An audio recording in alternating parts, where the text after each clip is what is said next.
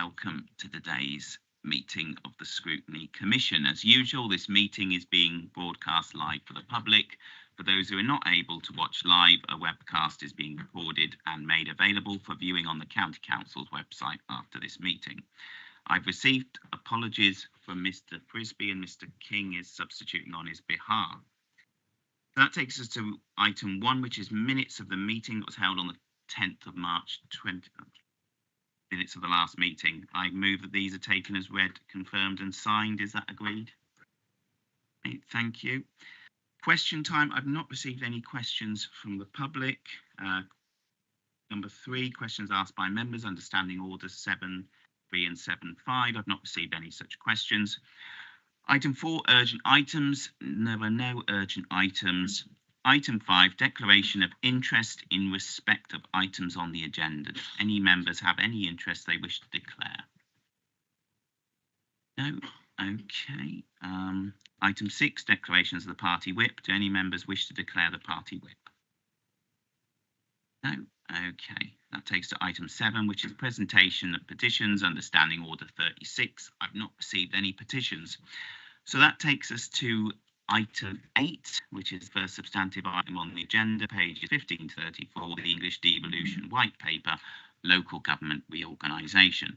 John Sinnott, the Chief Executive, is introducing this report, joined by Lauren Haslam, Director of Law and Governance, Declan Keegan, Director of Corporate Resources, and Rosemary Whitelaw, Head of Democratic Services. We're also joined by Acting Leader Mrs. Taylor, and Lead Member for Resources, Mr. Brecken. So welcome to everyone. And I'll just let you get settled, and then John, if you want to. Thank you.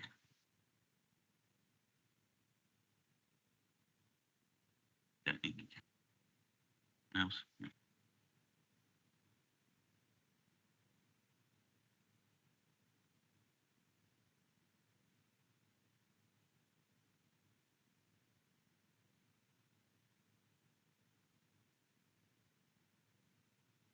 Thank you, Chairman. As the acting leader said at the last council meeting, this is a report on the devolution white paper and local government reorganisation, and then there will be a following report to Cabinet next week. I'm going to take it that members are reasonably familiar with the content of the white paper. Excuse me. And in the case of reorganisation, which government have said in their preferred geography for devolution is Leicester, Leicester and Rutland, need reorganisation before it can be devolution. Rosemary will take members through a presentation which will cover where we think matters currently stand ahead of the need to submit an interim plan to government by the 21st of March, which is clearly not far away. We'll draw attention to the meeting which is referred to in paragraph 30 of the report. That took place last Thursday. The acting leader hosted a meeting with the City Mayor, Leader Rutland, and the leaders of the 7 district councils. The expectation from that meeting was that the County Council will submit a proposal, the City Council will submit a proposal, the District Councils will submit a proposal. So with 3 proposals, and whilst Rutland's leader has said that she supports the District's proposal, there's a meeting at Rutland Council tomorrow when there will be more consideration given to Rutland's position. Before the presentation, Chairman, it would be helpful if Declan could just update on the present position on financial information.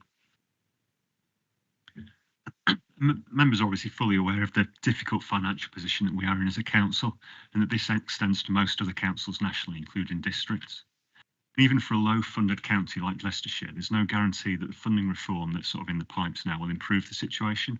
Government has shown that it's not afraid to take resources away from areas that it doesn't see as its priorities, and the last local government settlement was a prime example of this, with district councils not receiving any increase whatsoever in core spending power, which effectively means that the council tax raised, or the council tax increases rather, from those areas were reallocated to the areas receiving above average increases, which is basically the city councils. On its own, reorganisation won't solve all the financial problems, but it can be a significant help. We have coped with being a poorly funded authority here by making sensible early decisions on the challenges that are facing us, and reorganisation should be seen as the same. The discussions on which are the right solutions for Leicestershire are going to be focusing on money, services and democracy. In truth, you cannot separate the 3. If savings can be made in management and administration, there's more funding available from services. If services are arranged in the optimal way, service user requirements are delivered more cost effectively. If there is no money, democracy is impaired as there are no genuine choices apart from the order you cut things in. The investment in reorganisation will be significant both in terms of the money required and the other initiatives that will be needed to deprioritised and able to create the space for reorganisation to happen. It's vital that this investment goes in improving services and generating savings with the costs of splitting up services avoided. Similarly, our scale is a benefit and a reduction will not be supportive for future service delivery. Though there are numerous factors that determine the financial position of local government in Leicestershire going forward, most of which are outside of our control, such as funding reforms and reforms of statutory requirements. However, the single unitary option will put local government in Leicestershire in the best possible position to deal with these challenges. Chair. Okay. Yep. Happy for me to start with the presentation then. So this presentation just covers briefly the content of the interim plan, which includes a summary of engagement undertaken to date. So A, in the obviously the interim plan's written in terms of the A to H criteria that the government included in their letter of the 5th of February, which is in your report. So A is about barriers or challenges where we think further clarity or support would be helpful. And here we've sort of identified that there's a bit of a local barrier or challenge that we didn't quite know what the other proposals being put forward by the local area were, but now we do know what they are. We can engage on a way forward. So that's sort of no longer a barrier, but something that we need to keep in mind so that we can work constructively going forwards. And the other thing is about clarity from the government, timing, how it will be making its decisions about which proposals to progress, and that will help us to focus our efforts on how we fulfil the criteria. B, and I apologise for the amount of text on this slide, I understand that it's barely readable. B is a huge part of the whole thing. So I'll just read this out because I'm worried that you won't be able to see it. So this is about the likely options for size and boundaries of the new councils that will offer the best structures for delivery of high quality and sustainable public services across the area, along with indicative efficiency saving opportunities. So as you can see, that's pretty much everything about a proposal for a unitary authority. So our preferred option is a single unitary council for Leicestershire, using existing district council areas as building blocks. The current population is just over 734,000. In terms of high quality and sustainable public services, we'll talk about the benefits of bringing services together. We'll also focus on avoiding the unnecessary fragmentation of services, providing simplified structures which are less confusing for the public. Ensuring no undue advantage to a particular area through a single approach to the economy, strategic collaboration, consistent service delivery, infrastructure improvement and simplified governance. Not splitting councils removes the risk that funding is not allocated correctly. In terms of enhancing local identity and cultural and historic importance, we'll look to do this through strengthening local communities, supporting local heritage, promoting cultural and leisure services and enhancing public amenities. In terms of the indicative efficiency saving opportunities, a high-level review of the 2019 business case indicates the estimated saving of £30 million per annum is still valid, achieved by reducing senior management, back office costs, making more efficient use of buildings and having fewer councillors and elections. Options requiring existing councils to be split would reduce the savings and increase the implementation risk. And then in terms of financial benefits, savings allow fundings to be redirected from overheads to frontline services, would allow greater purchasing power and the joining up of adjacent services such as waste collection and disposal. This slide I'm just going to hand over to Declan for, because this is all about indicative costs. Thanks, Rosemary. So the slide just sets out, as Rosemary says, partly the indicative costs, but also the saving level. We've left these for the interim submission at the level of the 2019 business case. So we have done initial work just refreshing that based on kind of, sort of the latest information that's now available, also the experience of others as well. And we feel for where we are at the sort of stage in the process, it's appropriate to leave those sort of costs at this level. And I suppose for members' benefit, the main things that are likely to have changed since 2019, obviously inflation's been significant, which is sort of if nothing else had changed, you'd expect savings to be pushed up. The growth in the county council exceeds that in sort of the district council, so that relative sort of scale size of thing, again, you'd expect to be kind of positive on the savings sort of front. But also, I suppose the thing that can move it the other way, and it's a bit more difficult to see, is the sort of savings that have been made on the respective organisations and how that's sort of reshaped the landscape a little bit. We're also mindful as well of kind of back in 2019, nobody was really talking about using reserves to balance budgets, but now it's a fairly sort of commonplace thing across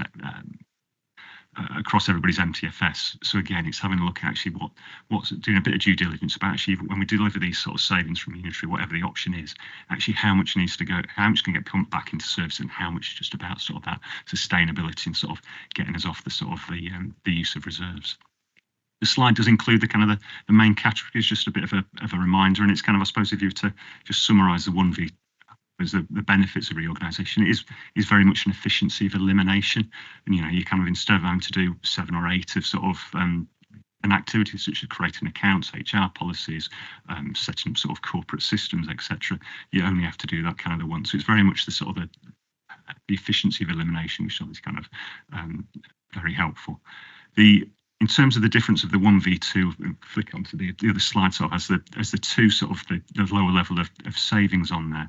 And the reason for that is it's just, again, it's that duplication. You need to have sort of quite twice the structures, where that sort of management type structures, or even things like sort of back office IT systems, which you'll end up doubling up, and the software providers don't tend to sort of give you sort of even if you've got half the scale, half the sort of the price, it tends to be sort of a fairly similar level of cost, just because of the it's their opportunity, and they know you need that sort of system. And there's a few of the points there. Obviously overheads won't come down. It's slightly more confusing for the kind of sort of service user, and you have to redistribute sort of assets as well, making sure they follow those sort of split lines on whatever they may be. It's also the transition, it's worth noting, is just sort of significantly more complex.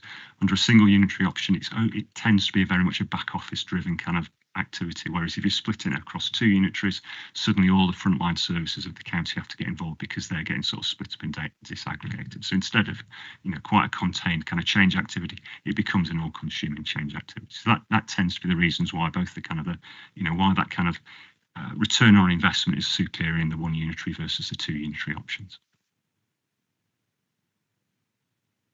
Thanks, Declan. This criteria is about the early views as to councillor numbers and effective governance and decision making. So as you can imagine, this is the one that I'm the most confident on.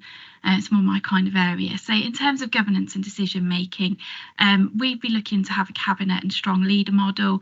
We are looking at area committees. We've got 2 options. One's 10 area committees, which is based on a population of roughly 70,000. And we've got a 7 area committee option based on parliamentary constituency areas. And we'd also look at having area planning committees, both of those to ensure local decision making and local community involvement with decision making, to kind of work against that accusation that a single council would be too remote. We want to make it better for the community than what we currently are. In terms of number of councillors, we're proposing a straightforward doubling up in the first instance, so 110 councillors. In most areas, that'd be 2 councillors per electoral division. There's a couple of areas where it'd be 4. And then we'd get the Boundary Commission in to do a review. That's pretty normal. Most areas get the Boundary Commission in fairly quickly to come and do a review. In terms of member roles and responsibilities, we've developed a bit of a role description, but essentially it's a similar role to what a district councillor or county councillor has now, but we're really looking to enhance that kind of community leadership part of the role. And finally, in terms of empowering parish and town councils, we'd want to ensure that the unitary is committed, not commented, to local communities and supports them to thrive. So we'd undertake community governance reviews in unparished areas, and I've mentioned a couple of them, Loughborough, Market Harbour, but obviously you'll know it's all the market towns. Just moving on, early views on how new structures will support devolution. ambitions. This is mainly about spatial development strategies, removing barriers to strategic planning, focusing on the fact that Leicester and Leicestershire is a functional economic area. So it makes sense. You've got a single unitary council for Leicester, so a single unitary for Leicestershire as well. It'd be part of a sensible geography with the intention ultimately to form part of a strategic mayoral authority through a devolution deal. We think it supports a fair balance between different socio-economic factors of the two areas, and it's a least complex reorganisation, so it would allow devolution to be embarked upon more quickly, which obviously is the ultimate goal. In terms of local engagement that's been undertaken so far, we've done a short survey, capture initial feedback from residents, staff, etc. It's been in Leicestershire Matters. We've had around 1,000. I think the proper number is 1,053 responses so far. And we'll analyse that feedback when the consultation closes on the 18th of March. We've held targeted events with parish and town councils and with the voluntary and community sector, both of which were very well attended and very positively received. And sessions are taking place with business and skills sector and staff, and as already referred to, meeting with the leaders of the district, city and Rutland councils. In terms of our plans for wide local engagement over the summer to help shape our developing proposals, we're planning a more comprehensive and wide-ranging consultation exercise over the summer. Details still to be finalised, but likely to include focus groups, extensive internal and external communications, lots of online information, video clips, summary documents, fact sheets, social media activity, online consultation forms, a series of roadshows, targeted stakeholders and groups through our established networks. We'll support members if they want to host public meetings, and we'll try and hold workshops with a range of staff groups as well. So we've got quite a lot planned for the summer. I expect it to be a busy time. Declan, did you want to cover this one, or did you want me to? It's the indicative cost of preparing proposals and standing up the implementation team. I can touch on it if you want. It's a bit of a all depends, I suppose, as the first point says, the complexity of proposals. If you're doing something like sort of I suppose it's in some ways repeating what I said before, if you're sort of doing something like the single unitary and just aggregating things, it's relatively straightforward. You're not having to worry about funding splits, things like that, because you're just bringing everything together. So it just makes it more sort of straightforward. If following the government's feedback, if there is a requirement to sort of look at other options, whether it's sort of in sort of more detail, then it may be particularly if it gets into sort of things like city boundary changes, which are even more complex because they may not follow the sort of the district building block sort of steer that government's given us. So it's going to be a little bit of it depends what it is. I think if the more simpler things are, we'll sort of try and endeavour as far as possible to do them internally, but you can see that there's going to be need for selective kind of use of external expertise to bring it in. So we'll sort of, it's going to be a bit of a sort of see how it goes. And finally, the voluntary arrangements that have been agreed to keep all councils involved in discussions. We're obviously saying that naturally we're going to focus on business as usual and ongoing service provision, but we will arrange further meetings with leaders across LLR. And that's the end of the presentation, so I will stop sharing my screen. I'm happy to take any questions. Thank you. Do we have, please have Rosita yet? Thank you very much for that presentation, very much appreciated. But before we open it to questions, could you tell me a little bit more about the next steps?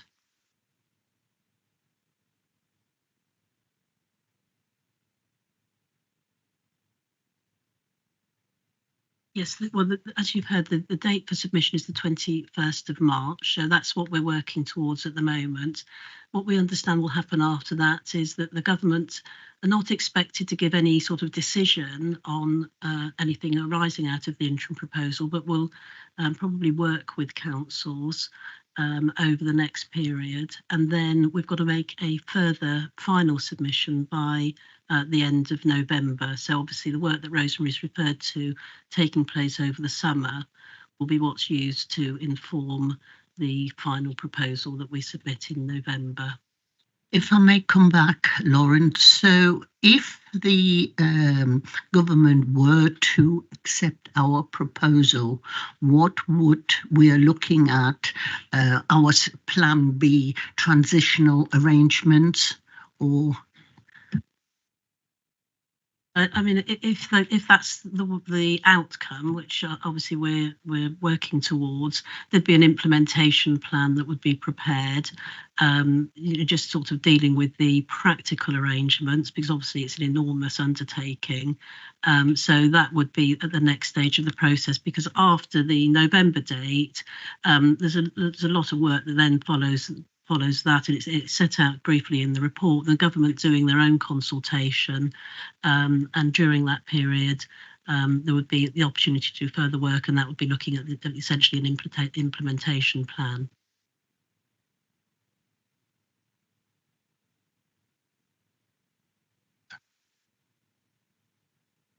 Thank you very much, Chair. And thank you very much for the presentation and also the documentation provided as well. I have to say, I'd start by saying, actually, I'm really grateful that the government's actually finally brought this forward, because to be honest, this has been an issue that's obviously been on the back burner and has been talked about constantly in all two-tier areas for a long time. Now, I think it's probably been a distraction for all organisations involved to constantly having to sort of go through this process of, is the government serious about this or not serious about this? And it's good that it's finally actually come to this point. And I sincerely hope that the government actually follows through, because it's an issue that I think probably for everyone involved needs to finally be answered. I would also declare at this point I've always been a supporter of unitarisation. I think that a single tier approach is a lot more sensible. Obviously, even as a former district council leader, and I know Max over there likewise previously, a bit longer ago, likewise was a leader of the same district authority. I think probably both of us actually have shared the same thoughts about this for quite a long time, as far as the sort of single tier versus two tier. And obviously the proposals that are coming forward as part of this request from government are ones that we're clearly having to accommodate and adapt accordingly, depending on some of the voices around the area. I mean, it's interesting that the government has obviously identified LR as being the geographic area that it wants to use for the devolved structures. This I think everyone's been aware again for a long time that actually whatever happens with Rutland is obviously going to be of interest. And obviously if they're having a further meeting tomorrow, then we'll find out a little bit more about what are the thoughts of those involved. But there is within that LLR structure, there's clearly quite a sort of an unbalanced relationship. We've got the city at sort of 380,000, I guess, probably about now. I'm probably slightly out of date on some of the figures. 370.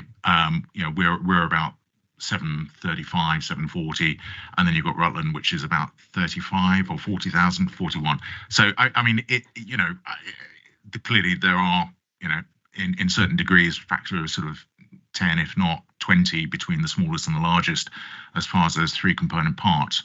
And as a result, whatever structure that we come up with a under the proposal that we're talking about today, there will be three component parts at the moment being proposed as the city, Rutland, and us as county.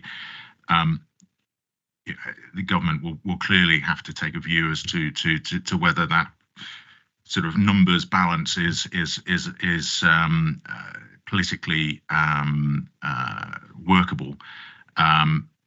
So we'll see what they come up with, and likewise as far as obviously the boundary issue for the city. I know all of us at some point have walked into Sir Peter's office and seen the big map on his wall and his ambitions, but this quite clearly has got to be a sustainable solution whatever comes forward, because financially for us as an area, it has not been sustainable for too long, and we are repeatedly reminded, quite rightly, that we are the lowest funded area and that's also on the public health side as well. So it's not just unique purely for the county council. The funding levels here in Leicestershire are not good enough, and we've been let down by national government for too long.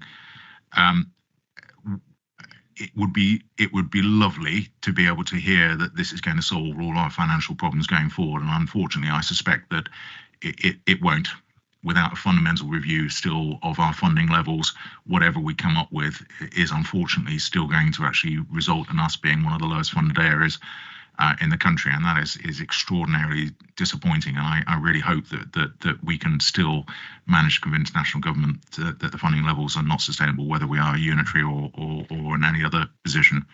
And certainly as far as having a devolved mayor covering the LLR area, there may be an opportunity for a single voice to be able to lobby extremely hard for on behalf of the whole of that geographic area. There's a million and a bit people that we are responsible for.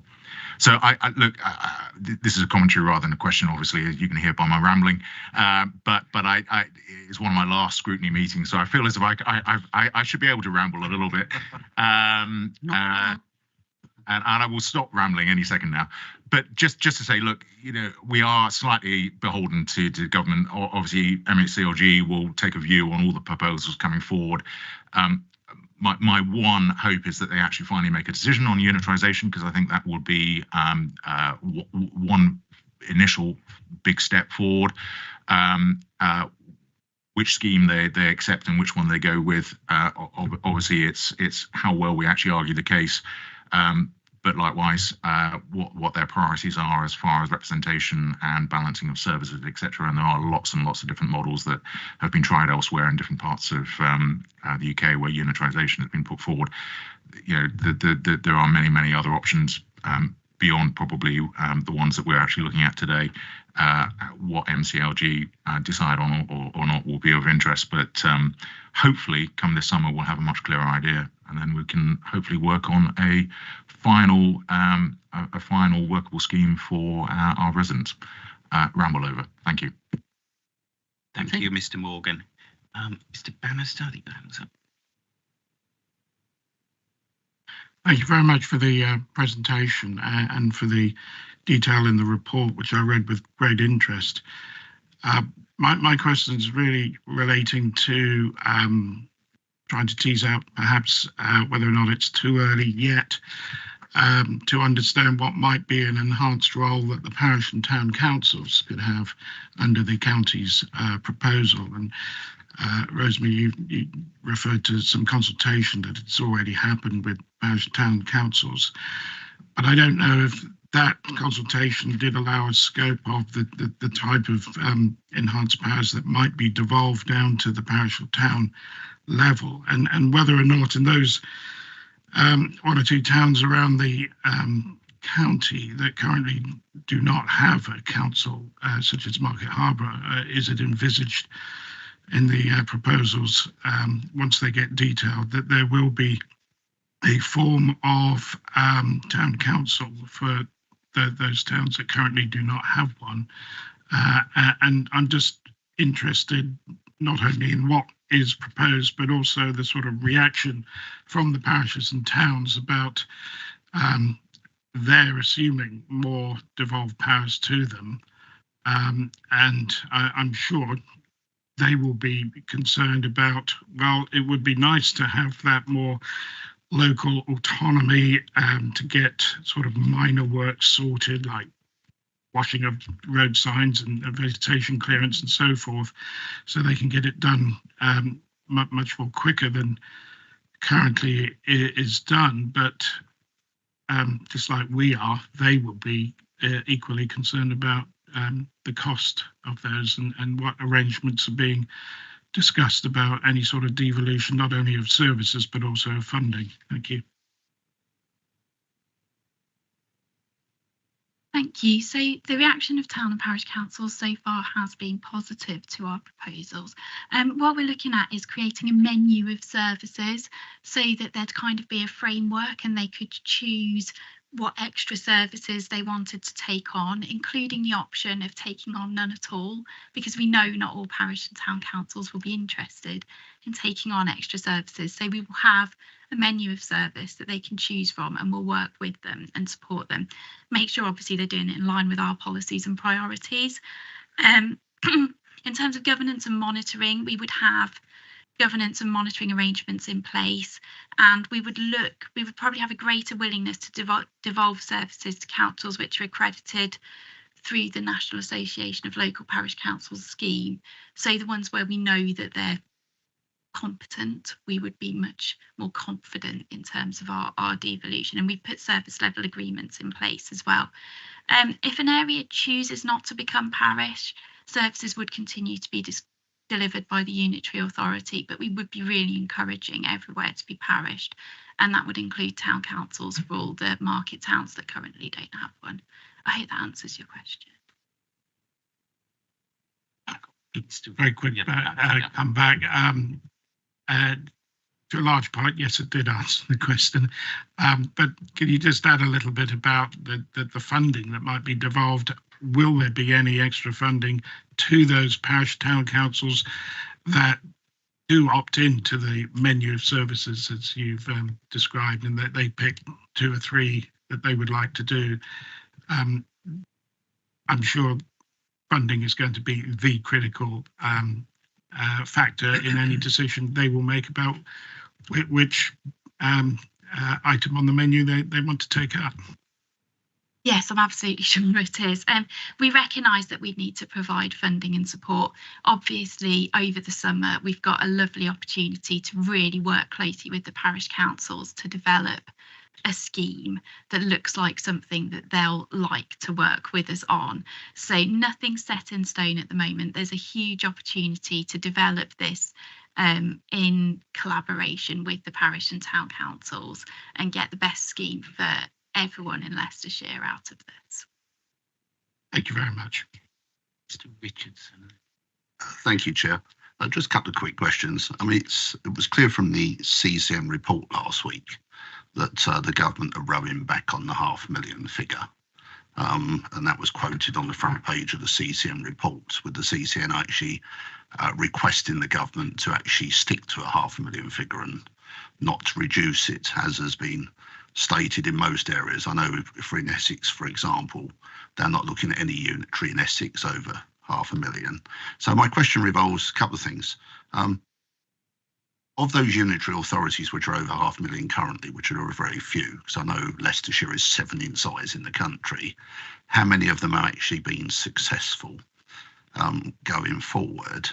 On the basis the white paper talks about economic in a combined authority area, there being economic viability for all councils in that area. And in fact, LLR is below the 1.5 million, which is requested at 1.2 million. How certain are we that the city council, which again would become a new council because they would lose their mayor, so they would become in essence a new unitary authority anyway, wouldn't need to be of a similar size? So how certain are we that if our proposal goes in, that there would be no required expansion to the city to have 2 councils of perhaps £500,000 each, or sorry, 600,000 each on the basis we're 1.2 million? Because it seems to me that I can't believe the government would accept one huge unitary and one smaller unitary. So it's a question of how certain are we about what the expansion of the city might look like. In terms of other factors, so how would we as a council ring fence non-discretionary services currently provided by our districts? I'm thinking in terms of leisure centres, parks, those sorts of things, which we would be running. How would we ensure that they had a protected budget as a non-statutory service? Because that's something I'm sure our residents will be concerned about. So they're my sort of initial questions. Chairman, if I answer some of Mr. Richardson's questions and then pass to Declan for his comments on the financial ones. First of all, on the population criterion, I would reckon since the white paper was published on the 16th of December, I must have been on at least a dozen webinars or calls with MHCRG officials. And on every single one, the question has been asked about the population criterion. And I can safely say that on every case, the answer from the officials has been something on these lines. Read the white paper. 500,000 plus population criterion is there for a purpose. If you want to make a proposal which goes below that, you need to justify it as a special exception, not just against the population criterion, but against all the other assessment criteria that Rosemary's referred to. And I don't think the officials could have been clearer, actually. So it's down to the proposals and the weight that they carry. Secondly, in respect to the city, and this really is also in response to Mrs. Page's question, when we hear more from the government, depending on what we hear, to me, the most interesting answer will be in respect to the city. Because if the government are minded to accept Sir Peter's proposal to extend his boundary, then it does actually make a hell of a difference in terms of what happens in the rest of LLR. If members can remember, as I'll do all too well, the Leicester COVID lockdown, County Council was requested by the then Secretary of State to draw up a boundary for the Leicester lockdown area because everyone accepted eventually that viruses don't respect city council boundaries. So to cut a long story short, the Leicester lockdown area extended the population of the city by 120,000. If you look at what is called a Leicester Principal Urban Area, which is reflected in the city's local plan, district local plans of those districts which abut the city, that 120 nowadays would be about 140. So you're getting the city to over 500,000 simply by looking at what's on the record anyway. So as I say, it depends on what the government will decide to do with the city boundary. And then I can't answer what would happen to Mr. Richardson's question about the rest of the county, but you probably have something around 550 plus 550 making 1.1 million.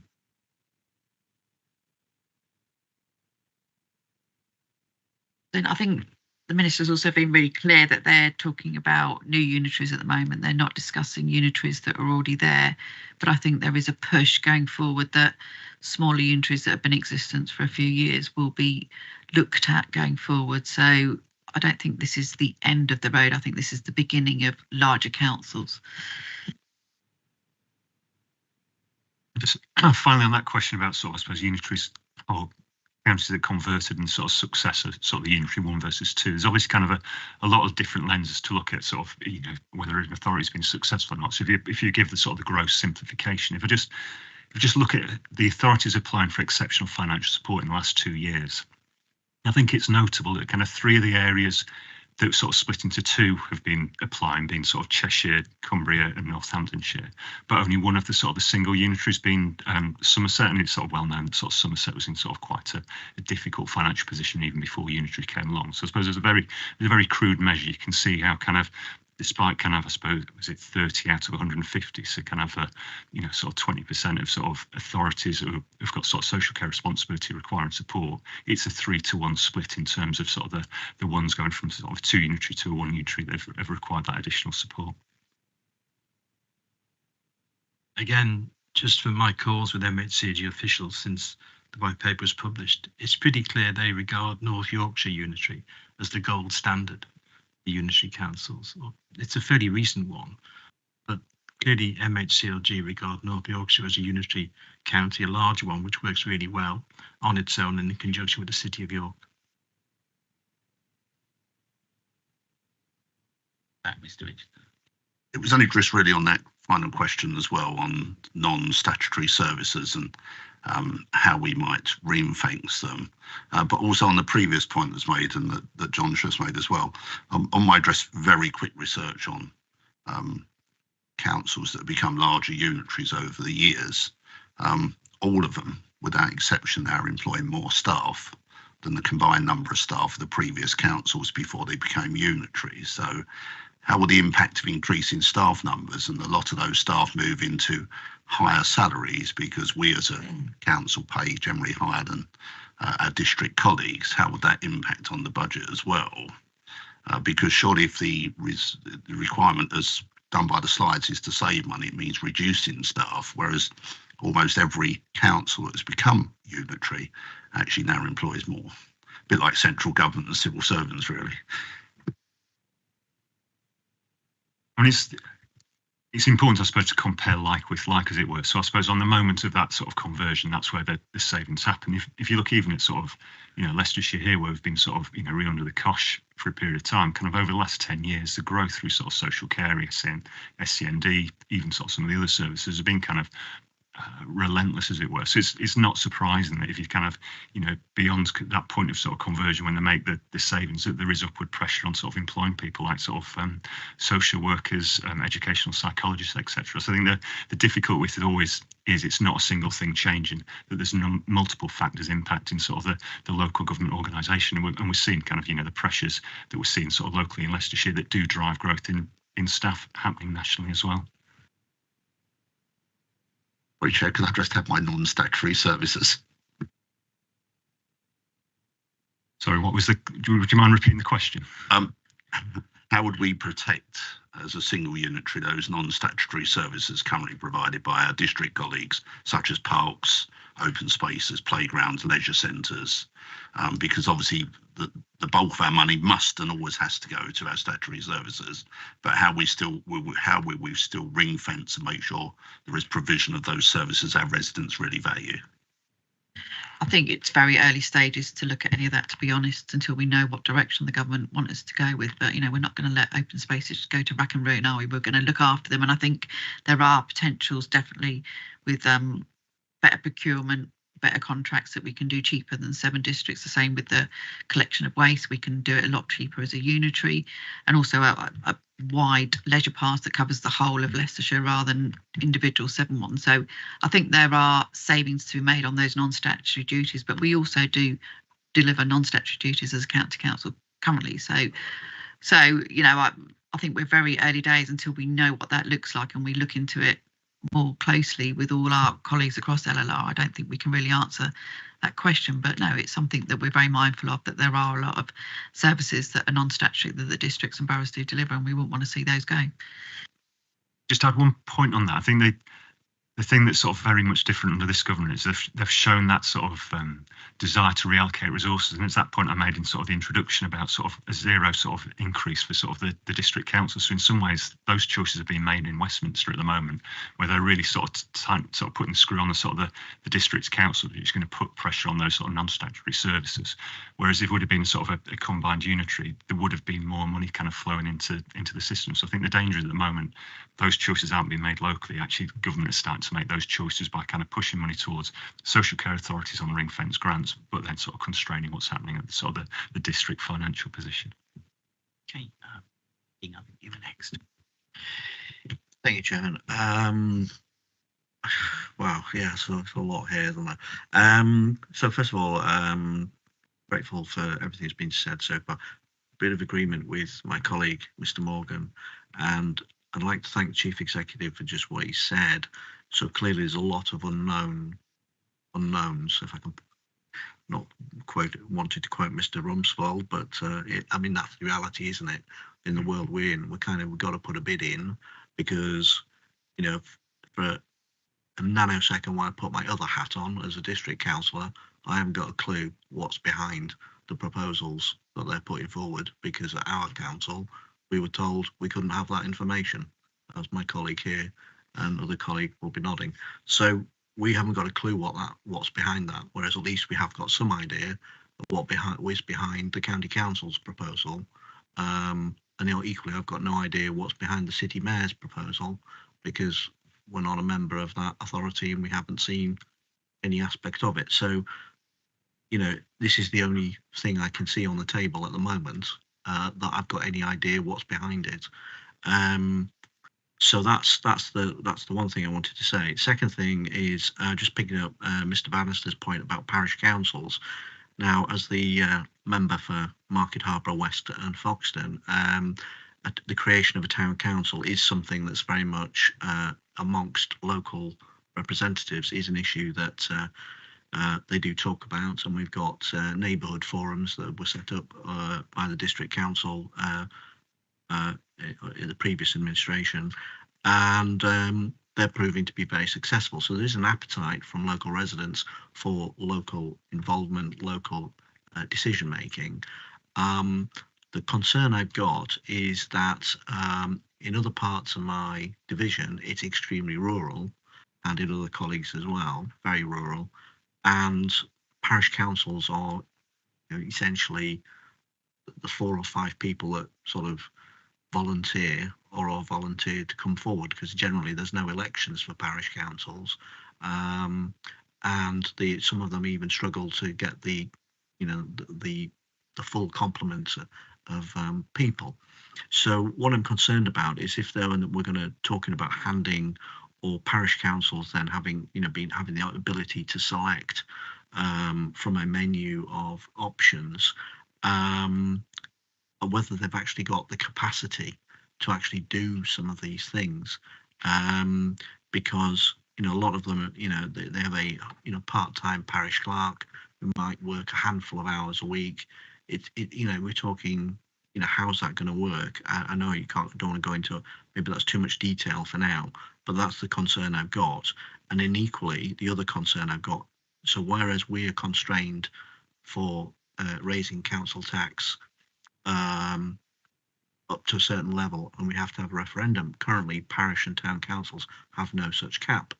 So I'm sure we're all aware that what's happened in the last few years, parish and town councils have ratcheted up their council tax for all manner of reasons, but way above inflation, way above any kind of government limitations that is set for us. So I'm concerned about, on the one hand, we're looking to get value for money, value for taxpayer, but on the other hand, what's it going to do for the council tax? Is it going to actually lead to any downward trajectory on council tax, or is it just going to be the same council tax level, but just a different badge on it?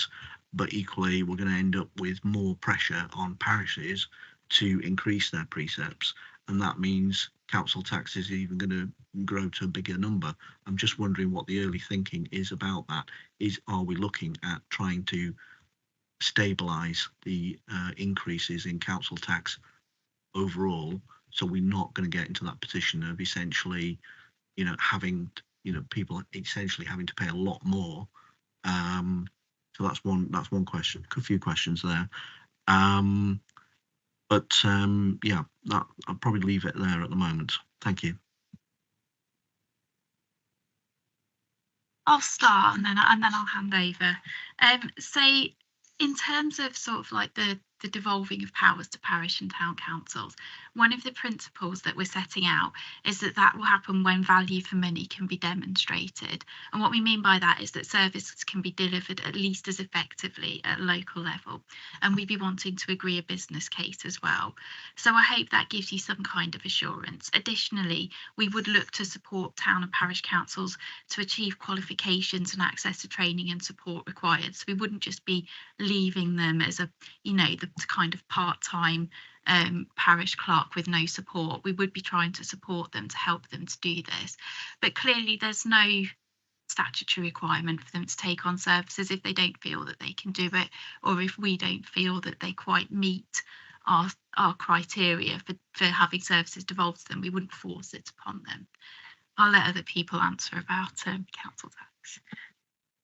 I think just the point for me is, if we are creating new town and parish councils, that we don't replicate what the districts already do, because we're moving away from a two-tier system. We don't want to create another two-tier system. So I think we need to, it's a very fine line, I think, that we're treading. And for me personally, I think we're too early at the moment to think about how that may happen until we get some further guidance from government about how they want that to go forward. But we just need to be really careful that we don't end up, exactly as you said, putting the burden on local taxpayers for their council tax. So there would be early indications are that with equalisation into a unitary, there would be some equalisation of council tax, but that's done very, very slowly over a sort of 5 to 6 year period. So there would be some equalisation, but I wouldn't want to be then putting a burden on council taxpayers that a town or parish council then ups their precept to a huge amount of money to take on, you know, devolve powers and the work that we would do as a unitary council. So I think it's a very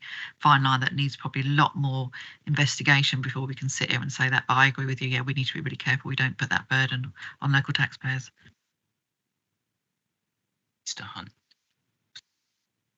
No, thanks for that. I am still very concerned about the parish council thing because, I'm thinking some of the very rural hinterland of Leicestershire where, literally we've got, maybe a population and parish area's got 300 people living there. You've got 5 parish councillors. They struggle to get them. I'm just it's not kind of equating for me. But anyway, what I wanted to just ask about further, if I may, Chair, is has any just into again, maybe this is a bit early, but in the example of Northamptonshire, when it split into the two, formed into the 2 unitaries, there were then a number of kind of should we say unexpected financial issues that kind of cropped up, or contractual issues that cropped up after they merged together that weren't expected. And that's caused quite a lot of problems. Do we think there's any kind of, I may not be able to say it, but do we think there are any sort of financial time bombs, if I can put it like that, sitting at any of the district or borough councils that if they were to all be subsumed into this new Leicestershire, one Leicestershire council, that we'd have a problem with, or there isn't anything that we know of at the moment? I mean, it's a good point, actually. Sort of, obviously, if you sort of normally merge an organisation, you do a bit of due diligence beforehand. And I think that's one of the things we wanted to sort of do in the next stage, have a proper pour over people's sort of MTFS and budgets. I think we're looking in Leicestershire, there's no kind of Thurrock type authorities out there that's kind of really kind of, I don't know, done things that they shouldn't have done. So I don't think there's any sort of really bad sort of districts out there. But I think the one that I would pick out and sort of exemplify really is the sort of business rate reset. Quite a few of the sort of districts have done well in terms of sort of benefiting from sort of the growth. When that reset comes, it's going to hit us all, the county and the districts. I think that's probably the one that I'd sort of flag up at this point. And just the example you gave about Northampton, don't forget that they were failing before they got split, and that was the reason they got split. So I don't think we're in that position at all. And another point there, they did split services, which proves to you that it doesn't work if you split really good services as well. So, we can't compare ourselves to that area because we're not anywhere near the situation they were in when they were forced to split. Thank you. Just say, Chairman, quickly, in Northamptonshire's case, I don't think before or after reorganisation, anything which happened there has been a model anybody else would want to follow. Right, Mr. Hunt. Thanks very much, Chair. I began my career, such has been in Bedfordshire County Council, and across the river there was Bedford Town Council, which was a significant district authority. I have to say that even in those days, this is back in 1973, which is a significant year for people in local government, we looked down on them. I'm not sure if they looked up to us, but only physically, because we were in a large new modern building rather like this one. So I come here with quite a lot of knowledge of local government from all sides, and also a preference for town councils as in parish councils. And I do think the market towns that don't have that kind of authority would welcome it. But that's kind of an aside. I found this discussion really very helpful, and I hope that particularly the answers to the questions can be reflected in writing, if not in audio, because I think we're all speaking quite softly today and cautiously. But what we've said today around the room, I think, is really important.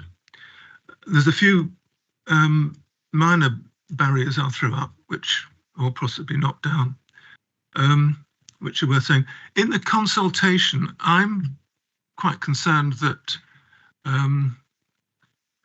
vested interests will cloud the issue, because we've all got vested interests. Everybody in here is a member of the county council, and there are members of district councils, people who invested a lot, both in their working lives and in the democratic side, in one kind of authority or other.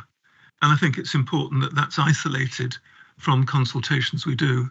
I think even looking at the minor consultations that the two blocks have had recently. Certainly Charnwood has one and we have one, hasn't really dug down to the issues that we've discussed today. So that's great. And I think, things look good in that regard.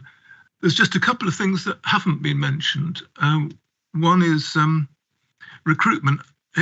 In much of what we do and see in this authority, as in other authorities, recruitment into public service and local government in particular is difficult. And I think one of the outcomes of this should be to make the unitary councils that emerge more attractive and able to recruit the best staff, as they did indeed in 1973 when I'd embarked on my career.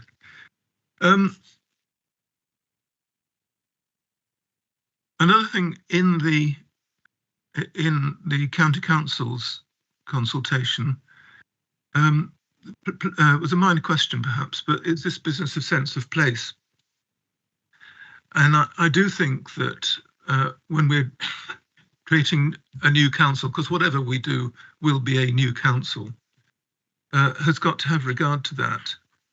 In that respect, I think all of us feel an association with the county and the city, whether it's football or King Richard III or whatever.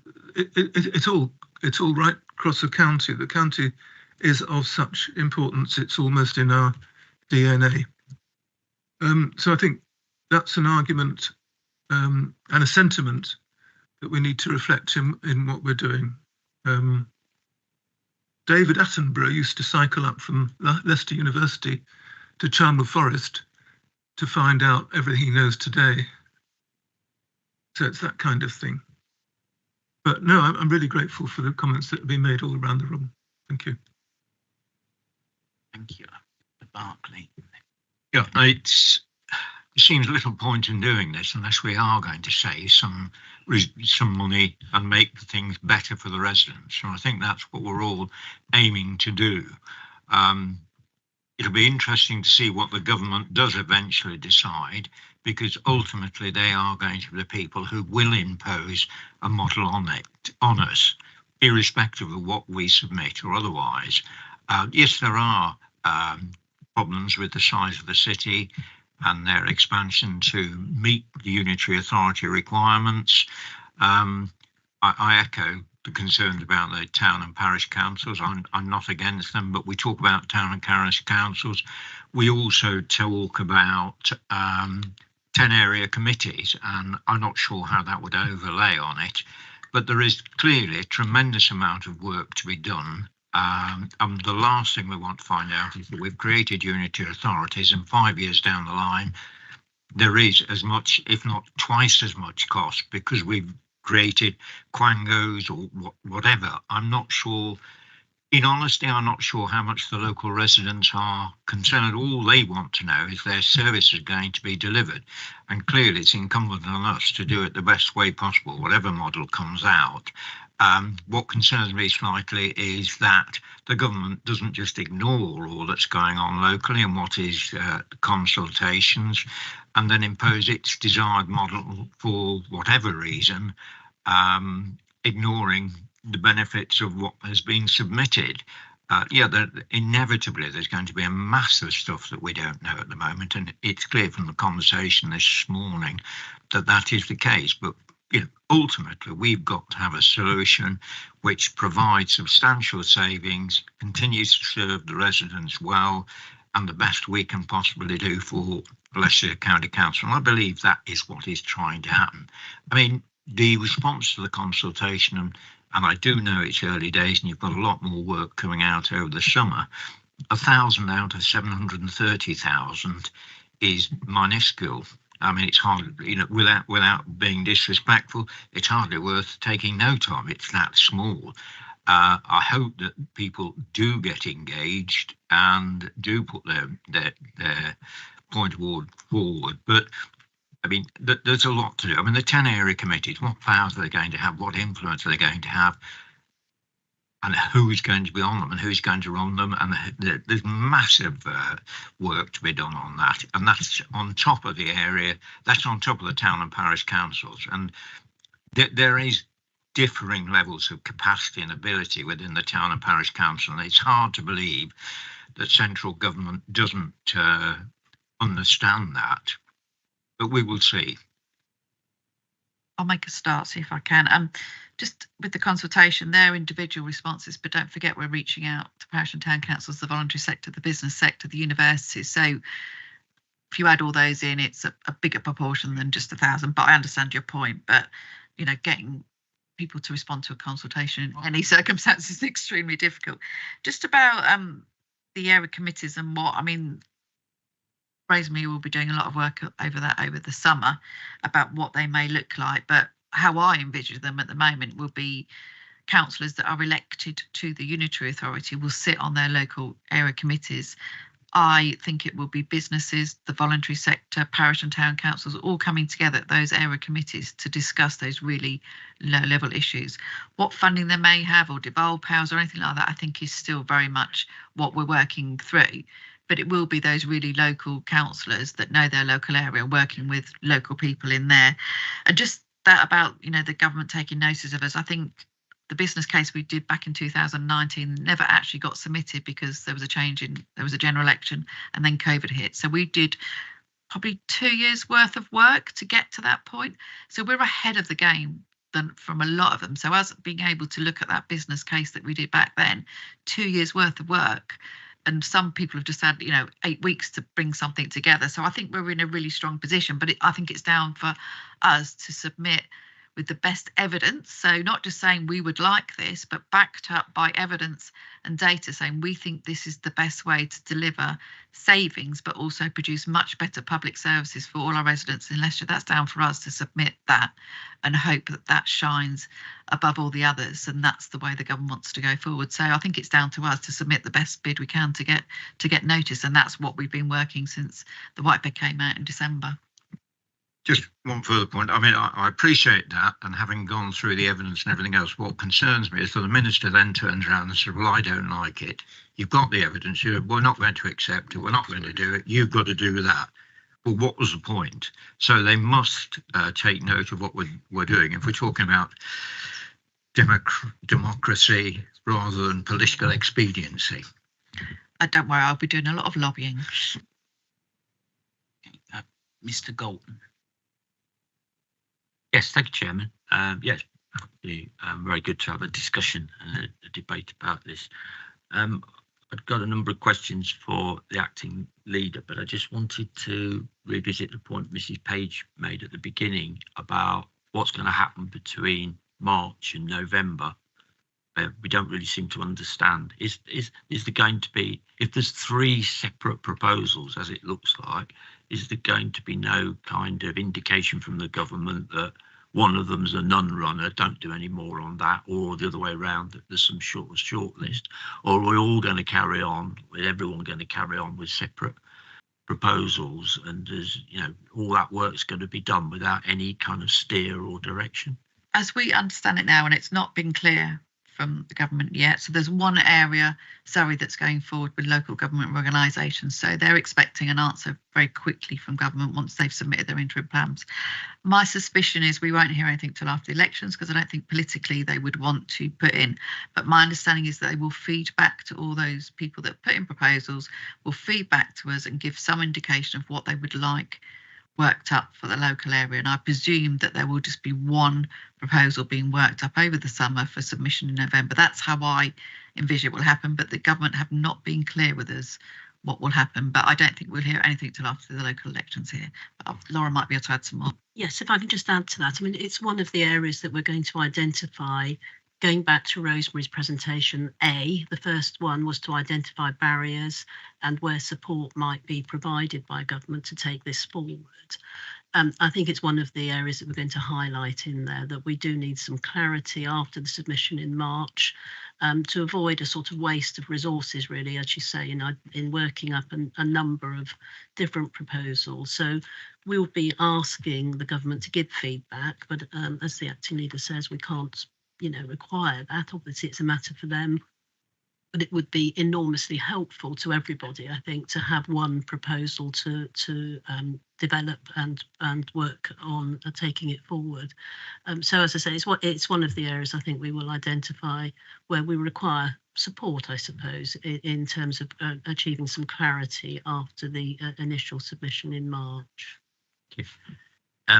So yeah, as I set out at the council, my worst case or nightmare scenario is extended city boundaries. That's the biggest concern, and that extent paragraph 24, which looks at that, is very, very helpful in understanding that, and that's certainly the message that's coming back from my community. There doesn't seem to be any benefits for what would be the county once those areas were taken out. In fact, that paragraph suggests that there's quite a lot of negatives, and it doesn't address the big concern about service standards. And I cited the example of the recent Children's Services report as compared to our children. You can understand that people that rely on those services would be extremely concerned about being transferred into the city under that sort of scenario. So I don't know whether this is something the government will take any notice of, but service delivery, and we've probably dwelt too long on parish councils. We need to see the bigger picture this morning. But the city council doesn't do parish councils. It doesn't have a relationship with parish councils, and you have to understand, as Mr. King set out, how they work. I mean, some of them you hear from once a year, or if there's a controversial planning application. Others you hear from every week. So there's a significant variation, but I worry about how that relationship would be formed for all those areas that are edged. But yeah, I had got some specific, quite difficult questions for the acting leader, if that's all right. So when the initial fast track proposal was put forward, that was put forward with the city mayor. So at that point, was there an expectation that we would accept, the county council would accept an expanded boundary city if we'd gone for that? Why was he and the leader of Rutland asked to sign up to that? I mean, she's now signed two, hasn't she? She signed one and then they'd signed the other. So I'm not sure where that one's going. So that's question one. And related to that, what assurances can you give, Deborah, that position might change after May, as far as the county council is concerned? That this is just an interim position. We're in an election period, to put no finer point on it. And then next point will be around, are you expecting? I mean, this is really to you as leader of your group. Are you expecting your candidates to sign up to this proposal? The forthcoming elections, because we can't escape that. Everyone's going to need to have a position, already being asked that. So I'm wondering about that, and that's a reasonable question for any leader to ask what their position will be on that. And then, yeah, just want to go back to this issue of protecting, I think it's the point Terry made, that unfortunately, because of the dire financial situation we've been in, those services that we used to be very proud of, like arts and museums, full range of library service, the youth service, they've all had to go. So the concern is, because of that ever increasing black hole in social care, children's and adults, that there will be pressure to take funding out of things that are not statutory, like leisure centres. Maybe, well, we can't have one in every district, or what was a district. We'll have to have 3 across the whole county. I'm giving an extreme example, obviously. And all those services that the public really do appreciate on, which, you could run on a different basis, a devolved model. But the concern is that there will be immense pressure to take funding away from those services and transfer them into black hole. So I'd just like to press you a bit more on that. Thank you, Chair. Okay, I think I've written them all down, but obviously correct me if not. So we're very clear we're not supporting extension to the city boundaries. I think I've been very clear with that. So our bid is going in not including an extension to the city boundary. The letter that we signed going to fast track was to try and get us to devolution quickly. That was the main aim, to get us elected mayor for LLR, because we're missing out on huge millions, billions pounds of money for here because we missed out for far too long. That was obviously not taken on board by the government. So, I would be very silly to carry on doing something that the government rejected. So that's why we reverted back to our 2000 business case. Reassurances after the May, I'm afraid I can't give you any reassurances. That's down to the residents of Leicestershire about what they vote for in the local elections. I don't really want to stray into a political arena here. So this is an interim plan.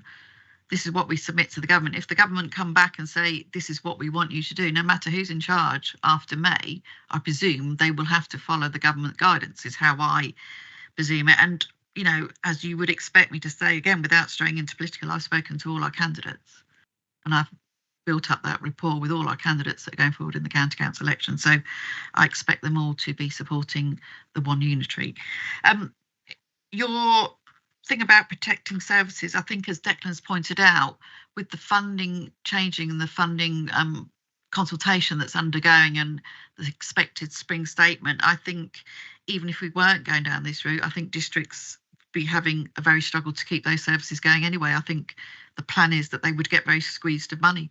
So, we're not making that decision. Like Declan said, I think it's the government that's making those decisions. But, we're still very proud of the arts and museums and stuff like that. And leisure sense and open spaces are really, really important for residents and having that sense of place. So, I can't tell you because I don't know what our funding is going to be until we get to that point. But you've seen all the work that we've done. We've kept our head above water. We've delivered outstanding children's services on an extremely tight budget. And all the changes that we're making is showing us coming back within the budgets that were allocated. So I think the trajectory is very strong for us. And I presume that would move into a unitary authority in a really strong position. So we were doing our utmost to protect all those services that people really want and really rely on in that really local place area. So I don't see it getting swallowed up by social care. I think we would be able to maintain funding for all those services, the libraries that we do. I mean, the community libraries have gone from strength to strength, especially the one in my area is doing absolutely amazing work. So, we're definitely supportive of all those things that are really important to people. But a lot of the questions you've asked are a bit, I really can't answer them at the moment because I don't know, what's going to happen in the election. I don't know what the government's going to come back to us and say. So until we get to that point, it's a bit all up in the air at the moment. So I probably can't answer all the questions, but I hope I've given you a direction of travel.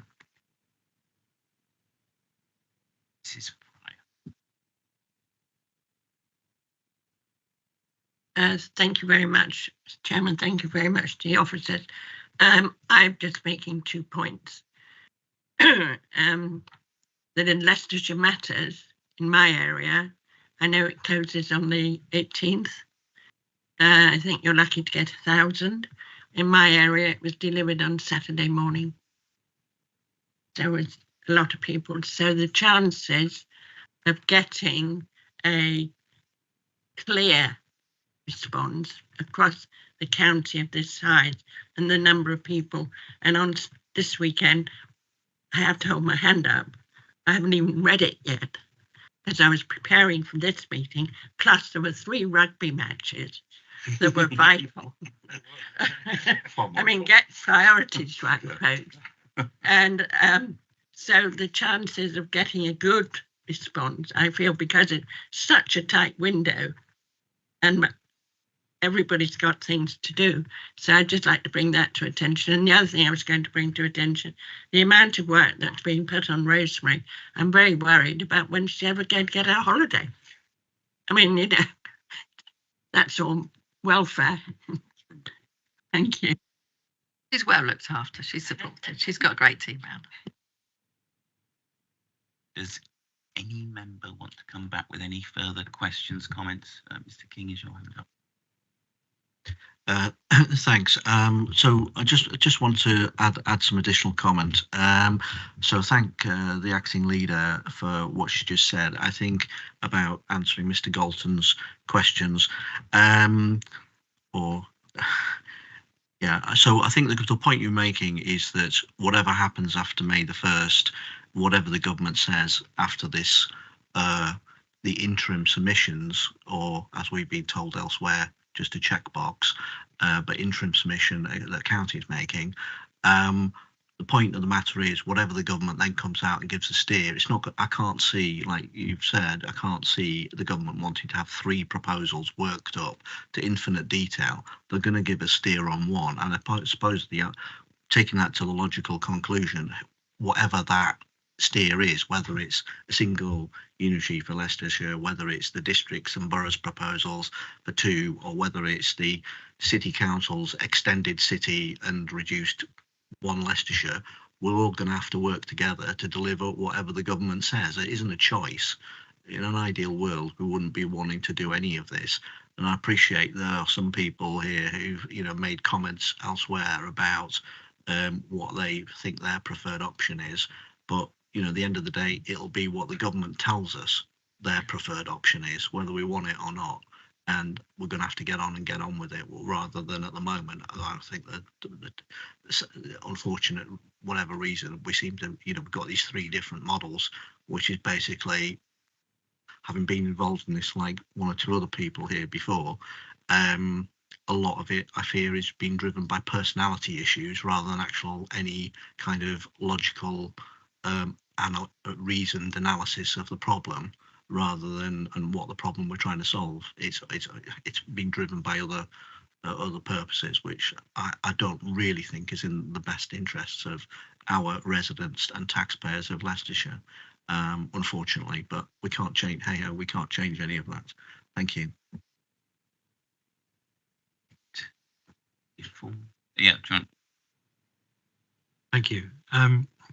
Just in response to Mr. King, to the best of my knowledge, well, there are 20 2-tier areas left here, exclude Surrey. And in only one of those 20 is there any prospect of a single interim plan going in, Sussex. Elsewhere, it's multiple opposition. So that's what the government have brought about. There is a lot riding on what the government say when they look at the interim plans and the message they give. And one of those messages to me is about their own capacity. So they've said to every one of the 22 tier places, your go live date, to the best of our estimate, is May 2028, which isn't all that far away. If they don't take a very firm view on the number of interim plans to be worked up, then it becomes even messier. And I think there's a real question about the capacity of MHCLG. If you add in the legislative timetable. So my hope is that in the summer, we'll get a much better idea than we have now about what is actually feasible and when it will actually happen. Thank you. Is any other? Yes, thank you very much. I think this was a really open and a very detailed discussion. And I think most of the points which were raised have all been answered. Now, if I would have been new to this, I would have probably said it is not fair to make these decisions without detailed input from councillors or people on the ground. But I do know, because I was part of this process before, and I know that the case we have got here was in detail scrutinised and everything was put together. And I think Councillor Taylor did answer it. My comments would still remain the same. I would be opposed to creating Quangos areas committee, or I would be worried about parish councils, because I do know from bitter experience that there could be some really problems. But I do also appreciate that any responsibility and any changes will have to come from government, because they have to change their Local Government Act 1992 in order to give some other powers. I would have probably been worried about my leisure centre in my area, but I do know, for instance, that they have just signed another 15-year contract, and the new authority can't just rip everything up and start all over. So therefore, there is a certain commitment. What I would like to sort of finish off on, it is that I appreciate that nothing is perfect. And I know going forward, there might be a lot of struggles. And as Councillor King just said, we all, whatever will be, and we need to work together to get the best for our residents. But for me, the salient point is that I've been here for an awful long time, and I know that regarding the challenges of being underfunded, regarding every challenge we had, we still delivered a good service across all of Leicestershire. And we did it even so. So now we can't say, yes, you know, it's too big. It has always been this size. And we delivered good children's services, good adult social care.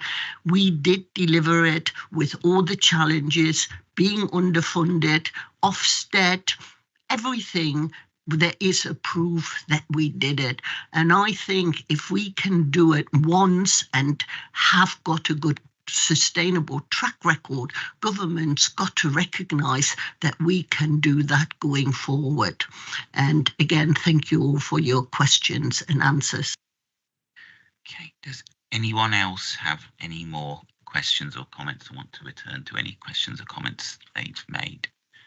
No? Okay. Well, thank you to all the members who've contributed. I would just finish by saying that my own position has been, obviously, I've stated it before, that I'm opposed to abolishing the boroughs and districts and certainly opposed to one unitary authority across Leicestershire. I realise that's a minority opinion in this room at this moment in time.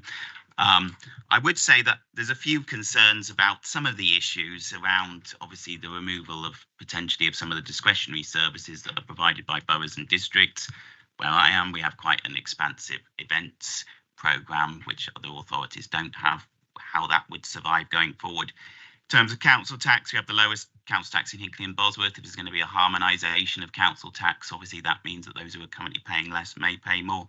And also there's issues around council housing, in that whereas in my own and other boroughs, those have been maintained by the authorities, there are some authorities which have sold off their council housing, and so there may be an issue there about how you go forward in terms of council properties, where there will be some districts and boroughs that have maintained their housing stock and others that haven't, and also where there is a variation of the level of service delivered. I know in my own area, the sheltered schemes, I think there's a level of service that isn't delivered to all the other areas. So I think there's a number of issues going forward and questions to be looked at in terms of the proposal. But thank you to everyone for presenting today and for everyone's contributions. Thank you again.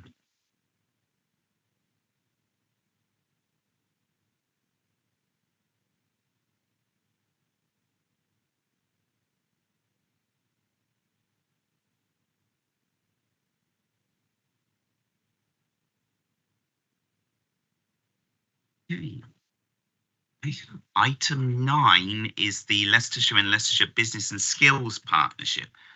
Rebecca Henson, the head of the Growth Service, is introducing the item, and Phoebe Dawson, Director of Leicester and Leicestershire Business Skills Partnership, is presenting as well. So good morning, and when you're ready, please go ahead and present. Thank you.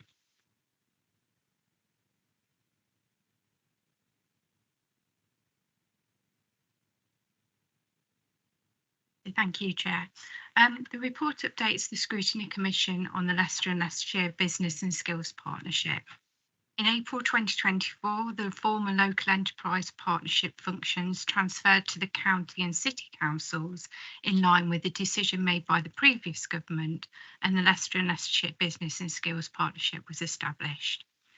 The City Council remains the accountable body, and I'm joined today by Phoebe Dawson, Director of the Leicester and Leicestershire Business and Skills Partnership, who will provide an overview of the work of the partnership.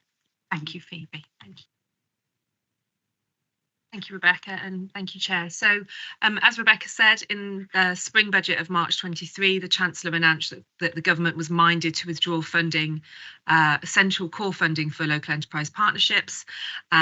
That decision was officially confirmed in August 23.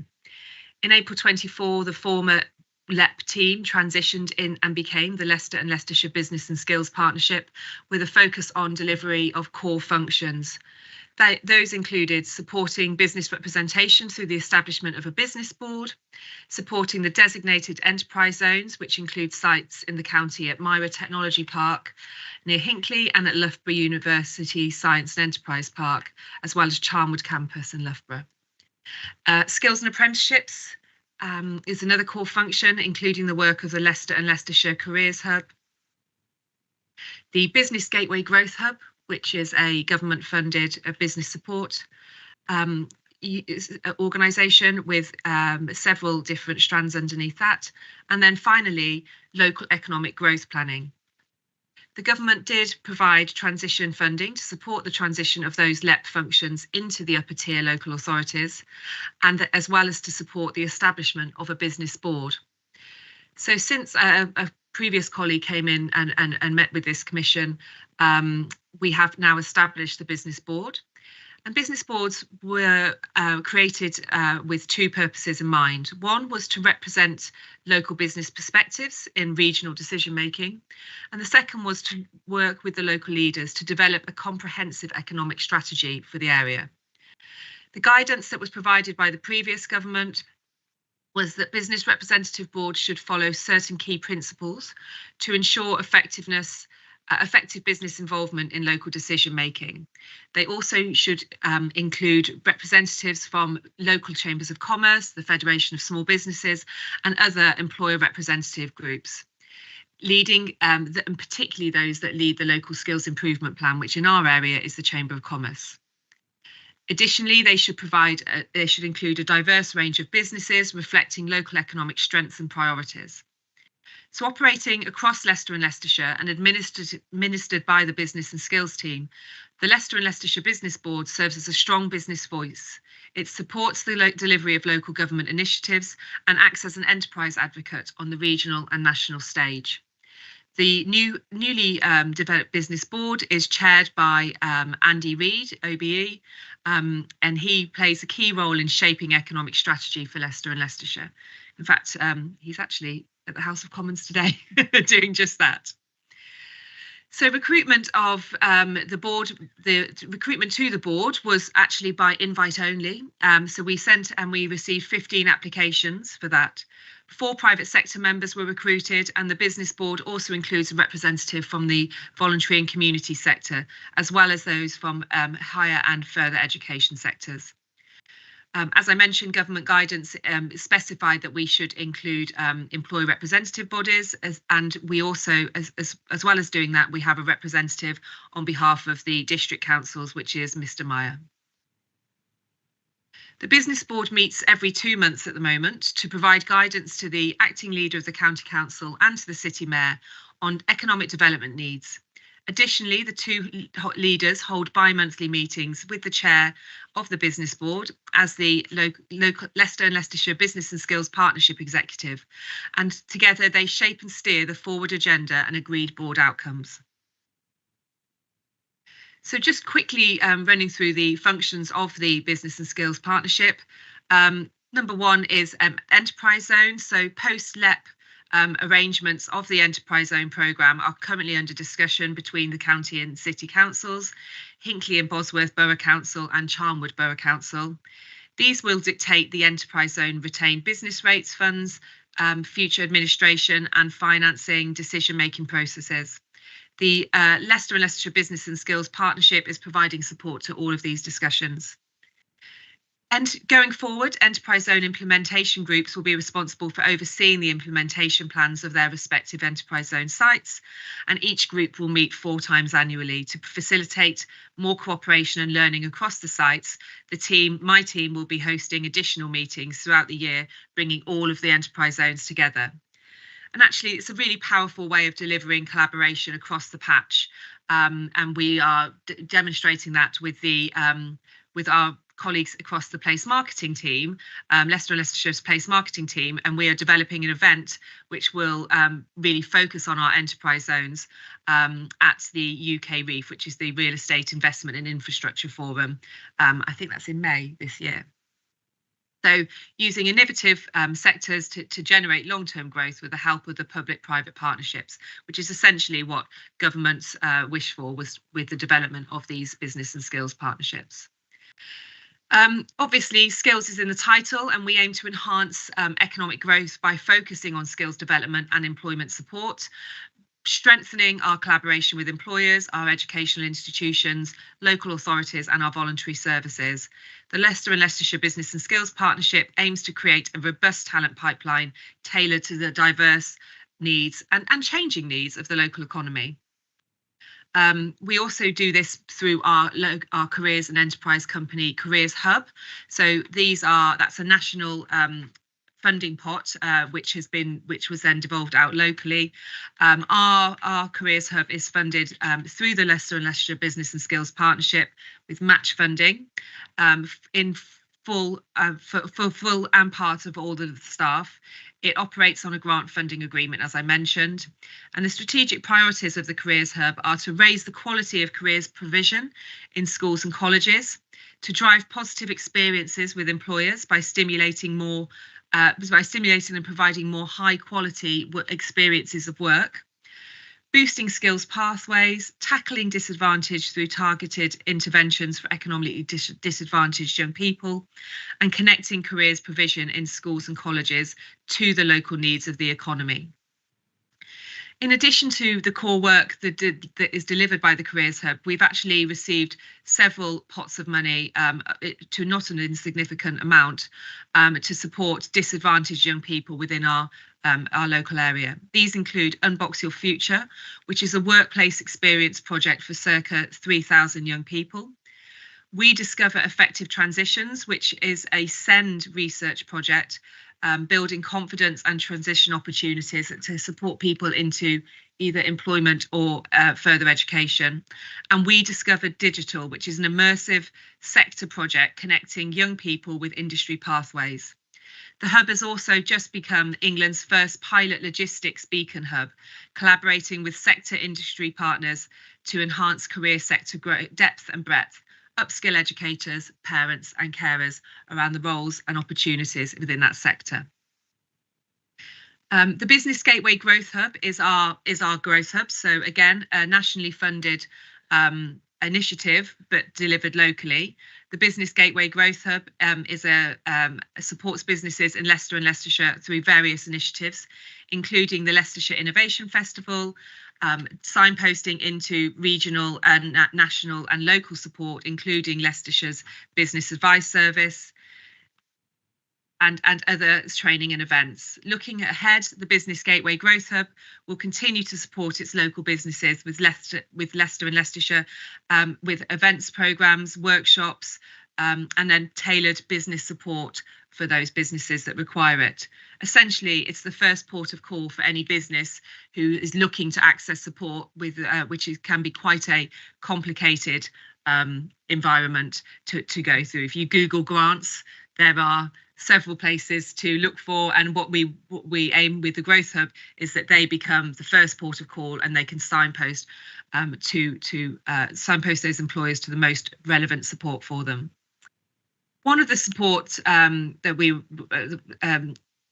organisations and teams that we reference is Create Growth. We have been, this is something that was launched in November 2022, and the programme began accepting applications in January 23. The initiative is funded by the Department for Digital Culture, Media and Sport, and is designed to run until the end of this year. DCMS has recently announced that the Create Growth programme will be extended for a fourth year, and that will run until March 26. And that offers comprehensive business support within the creative sector, of which obviously that's a key sector and a key priority for Leicester and Leicestershire. And finally, I talked about referenced economic growth planning. In October 2024, the government released a green paper on the new industrial strategy, outlining a vision for a modern approach, a 10-year plan designed to provide the certainty and stability businesses need to invest in high growth sectors that will fuel our growth mission. In November, we, as the Leicester and Leicestershire Business and Skills Partnership, hosted an interactive consultation on the Green Paper, inviting local business leaders, education providers and key stakeholders together to gather and share their insights and priorities. The event covered topics critical to the local economy, including key sectors for growth, workforce skills, infrastructure needs, innovation, and international opportunities. Within the next 12 months, the Business and Skills Partnership will engage stakeholders and secure buy-in by leveraging partnerships with local councils, universities, and major employers. This will include consultation with businesses and communities to align the strategy for the real-world needs and develop public-private collaboration to maximise investment and resource sharing. So just to finally summarise, in autumn, the government announced that it was minded to cease funding the functions that were previously covered through LEPS. The government subsequently launched a consultation on this proposal, and the outcome of this is due imminently. That being said, in the interim, the county and city councils are currently reviewing the financial position of the Leicester and Leicestershire Business and Skills Partnership should government funding cease. The government does remain committed to Growth Hub funding, and an allocation comparable to that received 24-25 of circa 298,000 is anticipated for 25-26, although still not the full amount has not been confirmed. And the government also remains committed to Careers Hub funding, a core allocation comparable to that of 24-25. That will again be anticipated for 25-26, and we have been informed that a letter of comfort is due on that matter. And that's everything from me. Thank you, Phoebe. Rebecca, Mrs. Taylor, did you want to come in at this point? No? Okay, well, thank you very much. And I've got Mrs. Page first. Thank you very, very much for this report. Really comprehensive and extremely fine words. However, I wouldn't be a scrutineer if I wouldn't be looking at details. And what concerns me, it is when we are talking establishing a business board. My questions would be, how do they work? What's their business plan? And how do I actually measure outcome? How do I know its value for money? The next question I would then ask is, how do you effectively engage districts and businesses, etc., etc.? Now, the next point, it is we are talking national funding, grant funding, and retained business rates. Now, I would then like to know what is actually financially in the pot, how is it being allocated, and how, say for example, I represent the Harbour district. We have got very low unemployment, yet we are bringing an awful lot of business rates to the table. So how do I ensure, and how do we ensure that these business rates are geographically fairly distributed for a start? So you might say, you know, we're all paying into one pot and we're giving to the needy, but I would like to know how this process is being allocated. So, you know, what's in the pot? How is this board sustainable on the long term? And my last question, I've got loads more, but my last question at the moment is, for instance, the last board, correct me if I'm wrong, but there was still £10 million retained in the pot. Now, what is happening to that money? How is that being allocated going forward? And what is the proportion of business rates that have to be allocated from the districts to the board going back or going forward? So there's an awful lot of waffle, but you gave me an awful lot of paperwork, but you didn't actually give me any figures, facts I can scrutinize. So try to talk me around that, and I'm sure it will open up to other members who have got some questions on that. And again, thank you very much.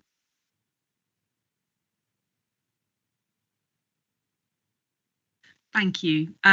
So in terms of, I'll take it in order as the questions came. So the business board themselves are volunteers, similar to that of the LEP board. And at the moment, the administration of that board is provided by the Leicester and Leicestershire Business and Skills Partnership. So essentially, the funding is coming through the transition fund that we have, and there is some monies for LEP reserves. As it stands today, the Leicester and Leicestershire Business and Skills Partnership has secured funding until March 2026, but that is why we are now agreeing that we are reviewing one of my roles, and that which came from the last Monday's executive board, was that they've tasked myself, Zafar, Salim and Mike Dalzell to go back and look at how we can fund the team, or what do we need the team to look like, and where would that resource come from in post-March 2026. The business board members themselves, like I said, are all volunteers, and we have looked to try and, as government sort of asked us to, take businesses from across the geographical area. So we haven't just got a real heavy steer from the city businesses or something. They are from across Leicester and Leicestershire, and we've included, and I think that's why government were really clear that they also wanted us to bring in employer representative bodies such as the Chamber of Commerce, Leicester Business Voice, IOD and others, because they also call in different businesses, so and of different size, and obviously will be able to represent their the business's needs.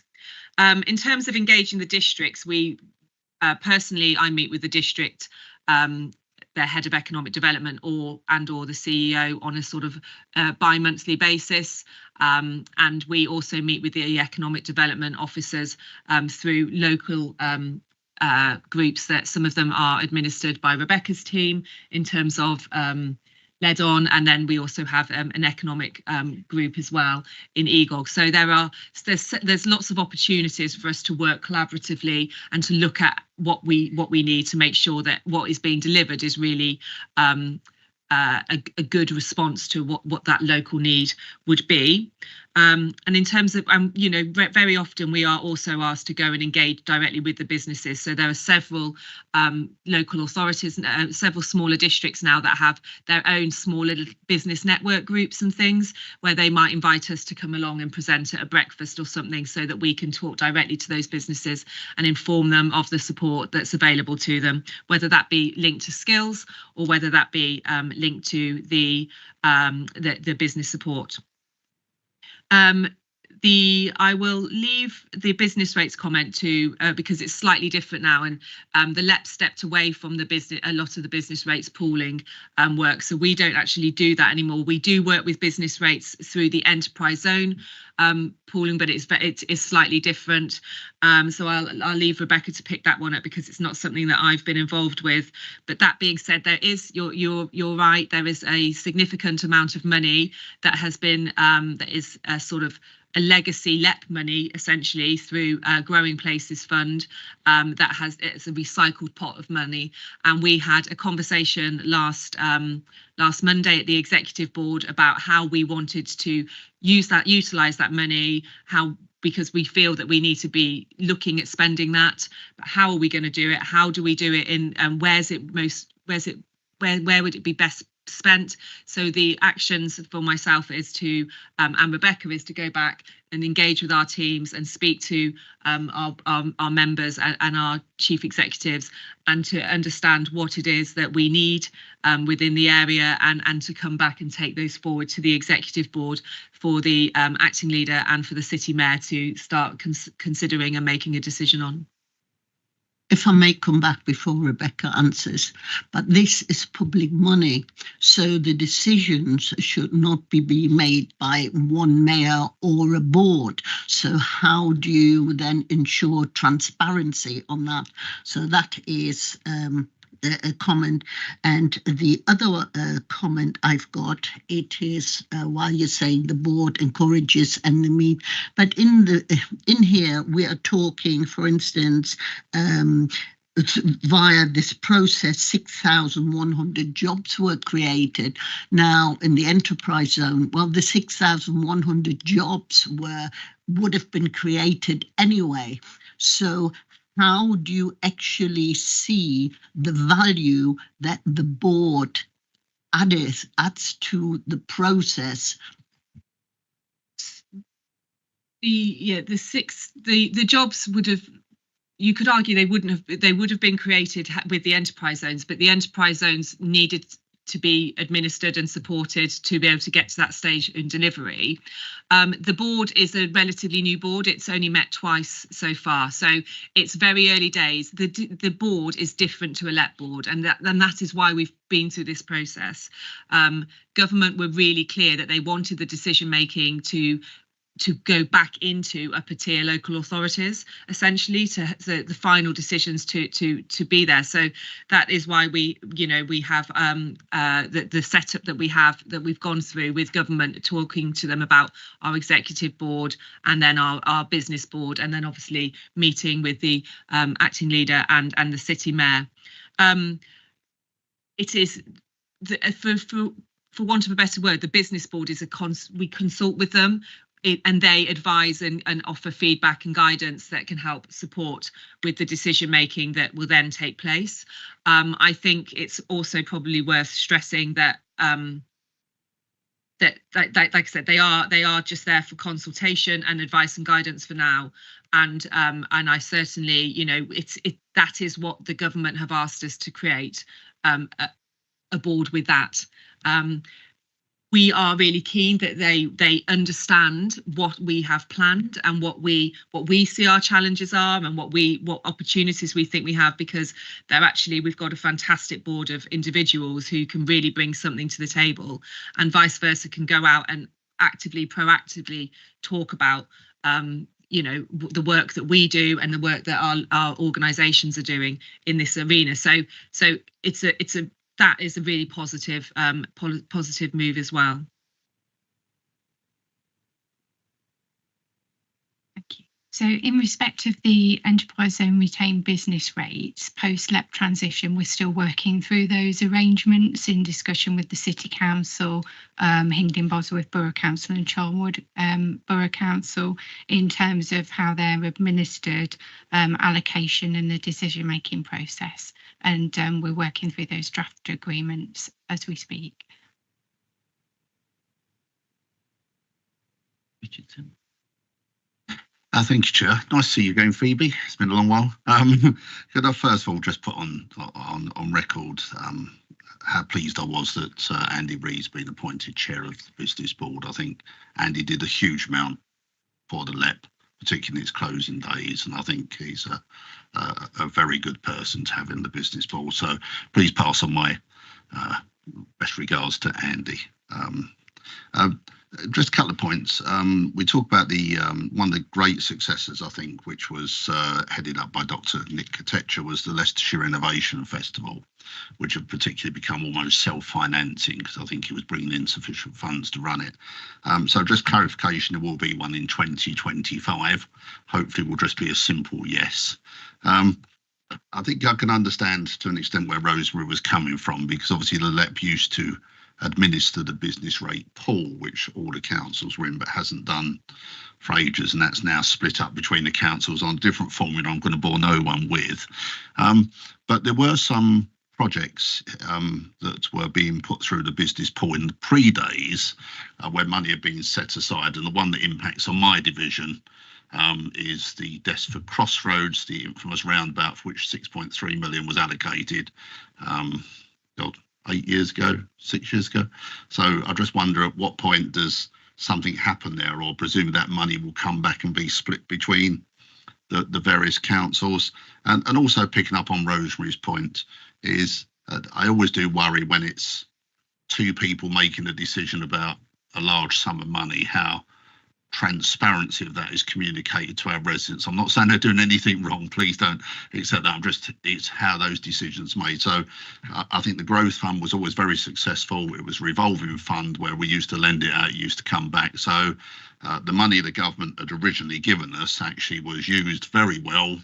The projects, to a large extent, apart from the odd one or two, went extremely well, and the funds came back. So there was no requirement. So it would be good to see what the plans are for use of that funds to support business going forward. But coming back to Rosemary's point, is how do we find out what that is? Will there be an annual report in the same way the LEP used to do an annual report coming out, which is available to the public?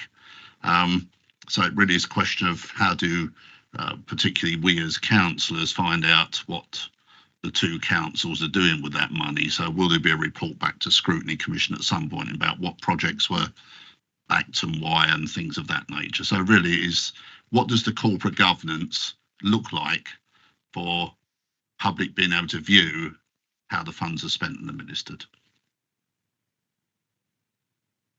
Thank you. Lovely to see you too. Question one, yes. So it's imminent as well, actually. So we're just about to start advertising the launch of the Innovation Festival. So that's you'll be pleased. And Dr. Katecha is speaking as a guest at the event as well. But yes, it's one of those key areas that we are really, really keen. And also, you know, Leicester and Leicestershire as a location has such a fantastic reputation around innovation, and with 3 leading universities, that we would be silly not to not continue with that. So we are continuing with it. In terms of reporting on the decisions, we are very early days in this, because government came out with little to no guidance as to how, and it was all to be delivered and determined at a local level. So what we are trying to do at the moment is just understand. So that's one of the tasks. So whilst we're simultaneously going out and starting to put the feelers out and think about where could we spend the money, we also are pulling together what would that governance look like. So we have the executive board, and we've sent our initial governance plans in the form of the transition plan, which went to the previous government and was signed off. So they are, in theory, happy with that. But obviously, we do want to make sure that it sits in amongst both organisations' governance arrangements as well, mindful of the fact that it's perhaps some of them would be decisions that would cross both areas. So we are just working through that, and we will have to be consulting our colleagues in legal and things as well to ensure that anything that we do put in place does sit and is appropriate and doesn't undermine other decisions and things that happen. So, but it is early days. So we won't be committing any money, I think it's safe to say, until those things are agreed and in place. And I'm sure that you would receive an update on that sort of at local level as well. Thanks very much. And just a final bit about the Desford Crossroads, because my understanding is that the funds that were allocated to central projects out of the business rate pool, there was a finite backstop date, at which point the funds have to be then devolved and split between the constituent authorities on the current basis if nothing happens. So I didn't know what the backstop date was. Is that still being administered through, you know, the old pot in the LEP, and what is the backstop date and when's the decision going to be made? That's not one that I have any knowledge of, but because, well, for many reasons. But do we have any update?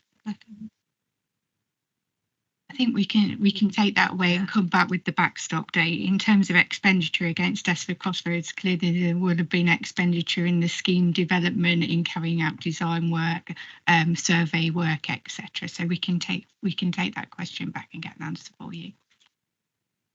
That's all I want. Mr. Keane. Yeah, thanks, Chairman.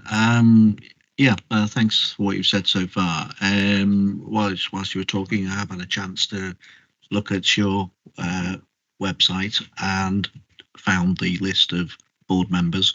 But what I'm not very clear about, the 4 members from the private sector, which businesses they're actually from, because it just says private sector. So that might be something you want to consider, because in the interest of transparency.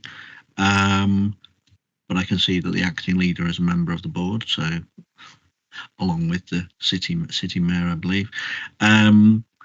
So, and the minutes of meetings as well. So that's kind of helpful. But I do think the communications piece is something that and I appreciate you're in transition and you're just kind of getting to grips with this, but I think communication's been touched on by a couple of other members.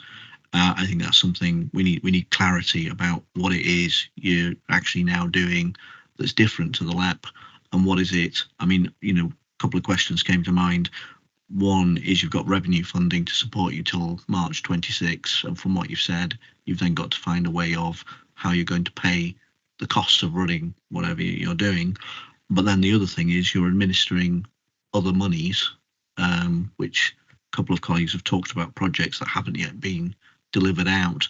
So I suppose the question in my mind then is, well, what are the active projects you're still managing? What are the ones that have got funds allocated but haven't yet been delivered, like the Desford Crossroads? And obviously there's a lot of success stories from when the LEP was in existence and did allocate funds, including Market Harbour Railway Station, which we're very pleased about, and all of that, and the line straightening. It's made a big difference to train times. Hasn't improved the reliability of the train service, but that's obviously not in our not within our grasp, unfortunately. So that's the kind of thing I was looking at. And then the other thing is, what does success look like? And there's lots of things on the website you talk about, but what are we talking? And you mentioned in your verbal and written report, but some of the issues that I'm aware of is certainly in south of Market Harbour, where I represent, is we've got a dearth of young people because they go off to university and they don't come back because they can't afford to, and there aren't the jobs with the right skills and the kind of right pay levels.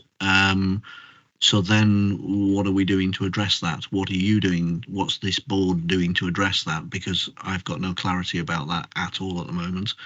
And secondly, then I've been to not this year, but late last year, I went to a meeting which was the East Midlands Chamber, which organised with the Bank of England regional agent and all that. There were lots of people there anyway, and lots of senior business people there saying, well, we can't recruit the right people, so we're desperate for people, but we can't find anyone with the right skills and knowledge, or people who just expect to walk into a job paying a gazillion pounds a year without any know-how or knowledge. And that is, I'm sure you're aware of this issue, and what I'm concerned about is what is being done. What is being done, particularly in to address that. It probably falls in with the previous point I raised. But that's it really at the moment, and just say, what are the KPIs we can? Are you still in the process of developing those? Yeah, thank you. Thank you. Really valid point about communications, and we are in that transition period. And in all fairness, with the change in government, there was a period of time where we weren't entirely certain that they wanted this to continue in the same guise as the previous. So we are getting there. But I can confirm that in terms of the private sector, we have Erica Hardy, who is from Everard's. We've got Rob Walker, who's one of the senior management people at Caterpillar.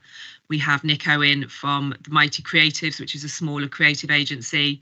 Andy Reid, obviously, is a private sector, and then we a member, and then we also have Sarah Windram, who represents Hariba Myra, but also Myra is one of the enterprise zones as well. So we've got a good basis to start where we hopefully have gone across the patch. In terms of what does good look like, we are determining that. So what we will want to see, and what you'll see over the next 12 months, is now that we have a greater clarity from government as to the role of these business boards and the partnership that sits around it, we will be creating a business plan that looks at so that there are measurable KPIs. I think what it's really what I'm keen to stress is that we are, to all intents and purposes now, part of the upper tier local authorities, whereas in the past these were, the LEPs sort of sat outside. Accountable bodies were sometimes local authorities, but in the previous LEP that I worked for, actually the accountable body was was such, but was the local county council, but actually the employer was the Chamber of Commerce. So they have existed in very different guises across the country, so what we are now is firmly part of the two upper tier local authorities, and certainly that's where Rebecca and I work really closely together, is because whilst we're looking at how we can make savings and things for March 26 onwards, we also want to look at, well, where can we work together and our teams be better aligned? Where do I don't really think there's any duplication, but where can we strengthen an offer, or draw in match funding and the like? So there's a whole piece of work that we're doing, at the moment, which we're kickstarting at the moment, which is to look at what we will have, because essentially it's a service that is delivered by both the upper tier authorities. City Council obviously are the accountable body, but it's a bit different now. Whereas in the LEP land, it was the local authorities had a say and were committed to the programme, but actually it was run slightly separate to that. So I don't know if you wanted to add anything else, Rebecca, or yeah. Okay. Have any other questions? No? Okay. Well, thank you, Phoebe and Rebecca, for attending today and presenting and answering questions. Thank you. Which brings us on to... Oh, sorry, Mr. Richardson, yes. Chair, I've reached that age in life when I'd be grateful for a 5 or 10 minute break.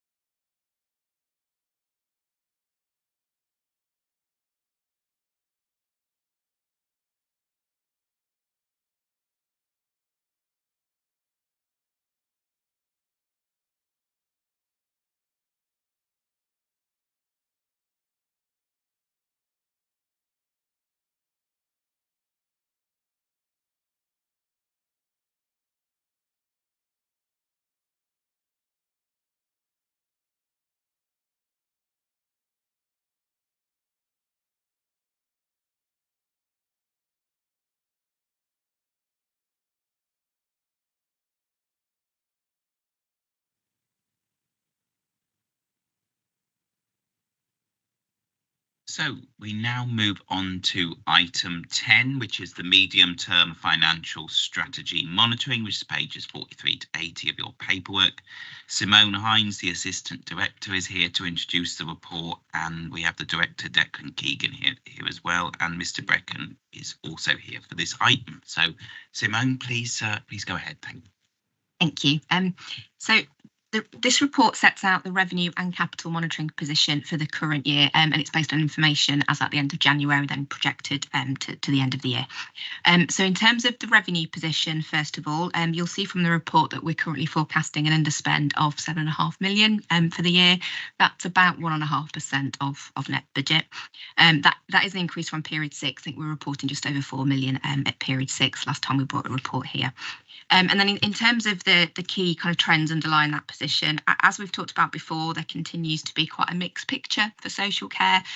So adult social care, you'll see, is reporting an underspend of about 16.5 million compared to a £9 million overspend for children's.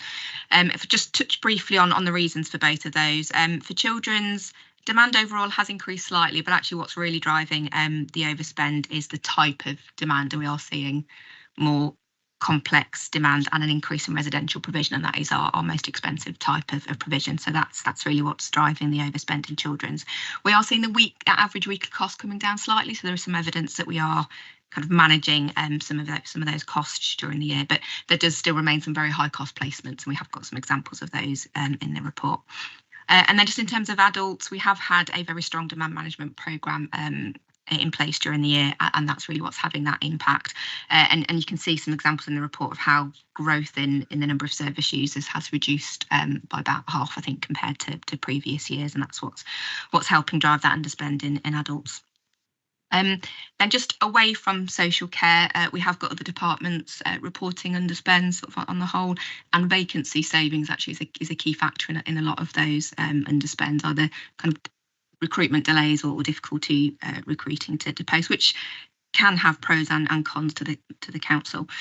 We've also got an increased underspend on the inflation contingency as well, and now that we're coming towards the end of the year, we're becoming more certain about the impact of inflation and where we will and won't need to use that contingency. We have released more of that into that underspend position.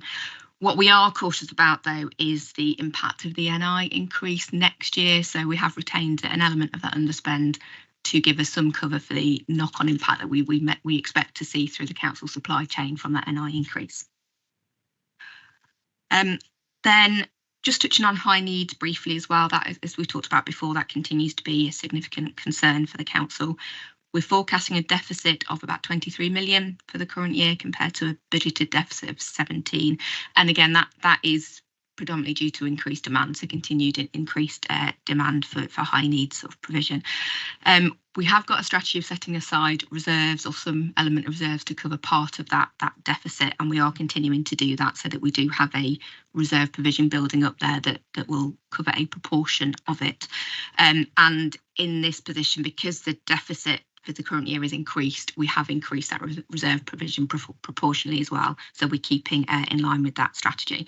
And this remains an area of concern, because of the financial impact, but also because of the lack of clarity still from government on the future of SEND reform and really what's happening with the statutory override that's currently in place, but is due to end next March, so March 26. So we would hope that there'll be some information forthcoming in either the spring statement or the spending review that will give us some information about government's plans there. And then just in terms of capital briefly, you'll see from the report that we're forecasting slippage in the capital programme of about 24 million. That's largely due to just rephasing of expenditure between years, so there's no significant sort of changes to any of the schemes. The MMDR North scheme, it makes up quite a chunk of that slippage, so it's just under 9 million. But again, the programme budget and timetable for the MMDR scheme hasn't changed. It's just the timing of some of the works and the timing of the contractor payments sort of slipping into next year. And there's a couple of other examples in the report with similar issues, I think Airfield and Lutterworth East, where again, it's just the timing of contractor payments has slightly changed. We are aware as well of some continued pressures on highways maintenance in the future, and we have built some of that into the MTFS going forward.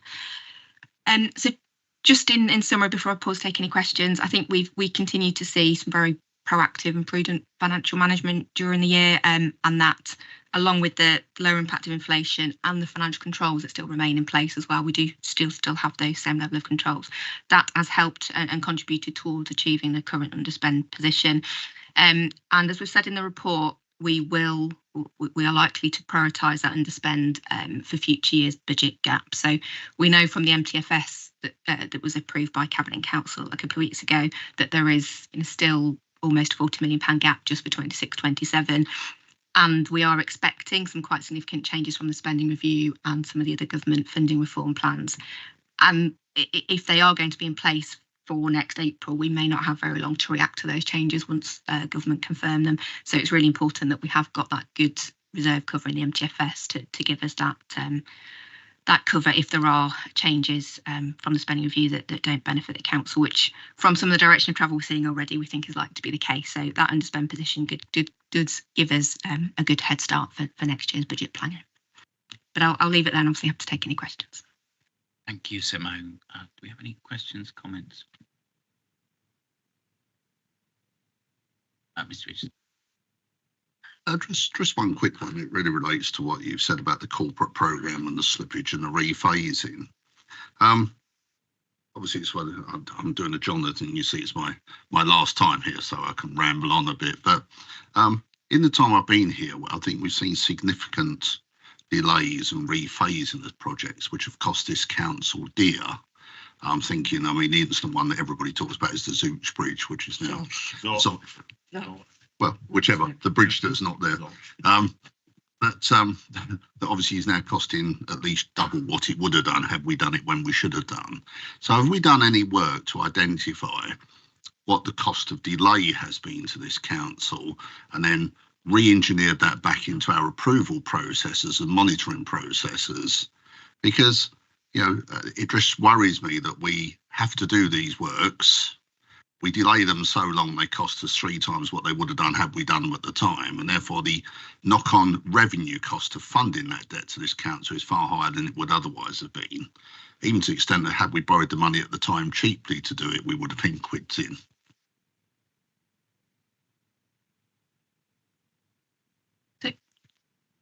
I don't think we've done any work specifically to look at the cost of delay, but I guess you'd also need to balance that, and you touched on it slightly, but with the benefit of keeping the cash in the bank for longer, especially when interest rates are higher. So yes, there has been potentially increased costs from increased inflation, but there are some potential savings to mitigate that. What we have done, where we have had projects that have had slippage either because of procurement issues, some of them have weather-related delays as well, of course, in some of the current projects, which is outside of our control. But we have been doing some lessons learned to try and understand what has led to those delays, and to ensure that, or help to ensure that we don't have those again, and we do learn from where some of those issues have been in the past.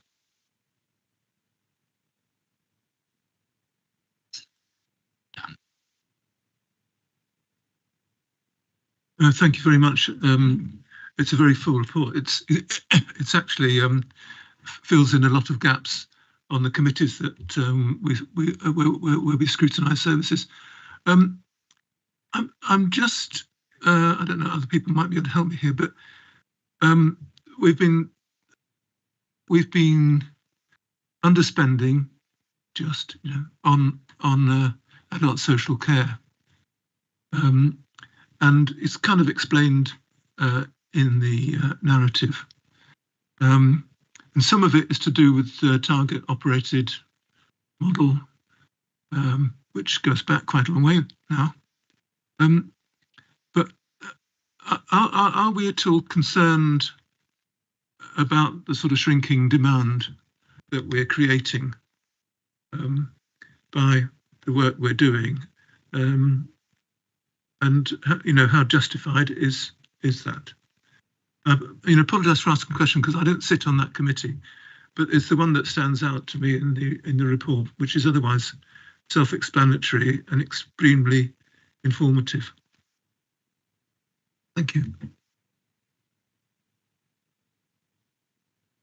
I think in the work that we've been doing, or the demand management programme that they've had in adults, which has been very successful. I think central to that has still been meeting need. So although we are managing to control growth in service numbers and the cost of packages, what certainly the adult social care team will still make sure they're doing is meeting the need of those service users. It might just be that we're meeting it in a slightly different way, or meeting it in a more cost-effective way by improved commissioning. But I think we are still ensuring that we are meeting the need of any service users that are eligible. It's just that we're being able then to do that in a more efficient way than we perhaps were before, and offering different types of provision that might be slightly cheaper for us, but still meets the needs of those users.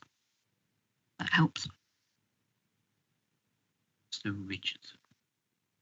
If I could just add to what Simone said, with my hat on as chairman of Adults Communities for Max, I think the work done by Adults Communities, particularly officers, has been uniquely successful in probably having the highest proportion of residents being able to stay in their own homes for longer with a far better quality of life. Now, not only does that produce a saving, but it produces a far better quality of life for those people. So I think demand has come down. It's been used in a different way, which is cheaper, but for all the right reasons. So I pay tribute to the work done here by Adults Communities in doing that, which I think I said has benefited everybody across the piece. So I think hopefully that adds a bit more colour to what Simona said, but nobody is not being looked after as well as they should have been. On the contrary, I think our Adults Community team are probably second to none, particularly for each pound they spend. Mrs. Pryor. Thank you very much. Thank you very much, Officers, particularly Simone. Can I just direct you to page 59 of the agenda panel, paragraph 95? I think it's easier that the Corn Solar project is within my division, and there was quite a lot of work done and public interest when it was going to be built. Well, now it's been withdrawn, and I noticed that the County Council has been assessed and a preferred bidder has been identified. I'm presuming that's moving on. So where it says that the forecast of income from 26-27 has been removed, but obviously there have been costs. So will they be covered by the new thing, and will that go back into, do we have any idea whether we're going to be able to earn anything from it, or are they buying it outright? So at the moment, the discussions are sort of still going on with the preferred bidder, so it's kind of limited what I can say. But ultimately, it's sort of looking for sort of a full sale of the site, with sort of the external party sort of building out the solar farm. So it'll move from being sort of like an ongoing revenue contribution to just a one-off capital receipt. It's the negotiations at the moment. Okay, Mr. King. Yeah, thanks, Chair. I think just to reiterate what Mr. Richardson just said about the adult social care. I mean, you know, this was, I think, tested at the recent scrutiny meeting of adult social care about, you know, was the review of support that was provided to individuals, was that still as good as it needed to be, rather than, you know, was it been changed to save money? So the answer is, happily, we've managed to achieve both, which is good news for taxpayers and of the county council. But what's concerning me is the increase in the children and family services budgets, overspend, and one of the things, and I just, you know, because that's quite a big increase over budget in year, and I'm just wondering what's really driving that. I know there's a lot of detail in here, but equally what I'm also concerned about is whether we've actually seen yet any increase in demand brought about by the government's tax on private education and imposition of business rates on independent schools, because that's already led to at least one school in Leicestershire closing, and also others having to ramp up their fees considerably, and it is possible that there may be other closures in the future. And so I'm just wondering if we have seen some increase, or have we yet to see any increased demand that's brought about by parents having to choose or deciding that they can't afford to opt to use independent education, and they're going to come back into the state system, and therefore all the costs for special educational needs, school transport if they need it, will fall onto the taxpayers of the county council as a result of the government's tax on ambition. So I just wonder if you can explain that, or say if that's, clarify whether that's happened yet or not. Thank you. I'll just take the first question first around the overspending in children's and what's really driving that. There's a table at paragraph 20 of the report that does set out the demands, the numbers and different placement types for children's. And you can see that it's residential where we've had quite a significant increase over the year. So we were at, well, our assumed numbers of children in residential at the start of the year was 86. It's now projected to be sort of well over 100 by the end of March. That is our most expensive type of placement, as you can imagine. So the fact that we've had the growth in demand in that more expensive form of care is really what's driving a lot of the overspend. There is also continued demand on unaccompanied asylum seeking children service as well. And I think particular issue with our US cohort is once they reach 18, the funding that we get from the Home Office for them drops quite significantly, and that doesn't cover the costs. And that has been another driving factor in terms of the overspend. So it's two really. It's the increased residential provision and the increase in US cohort, particularly those that once they get to 18. In terms of that second question about the increased demand from sort of VAT on private education, I know we've certainly been doing some work around where we think that demand may come from. I'm not sure that we've seen it yet, but we are certainly doing some work on that and are expecting, I think, to see it. So I think as we go through 25-26, we'll get a better picture about what the impact of that might be. Just on that sort of the fat on sort of private schools, I think it's expected if there is an impact, it will be sort of a phased impact. Obviously, it sort of got brought in January. People sort of make decisions around sort of, I suppose, disruptions on the child education as a whole. So the expectation is more likely to happen around sort of children are changing phases of education, which obviously can sort of start to spread this thing out over quite a long period of time. But I don't think as we sort of sit here now, there's been anything of any significance, but it's very early days. Just come back. So just on the EOASC, I read a recent report that nearly 40% of people are assessed for their age using, I think it's the migration service, the Home Office. 40% of people are suspected to be children. It turns out they're not children. And I'm just wondering if we're part of the work that has been done by the Home Office to make sure that people who are claiming their children are actually children.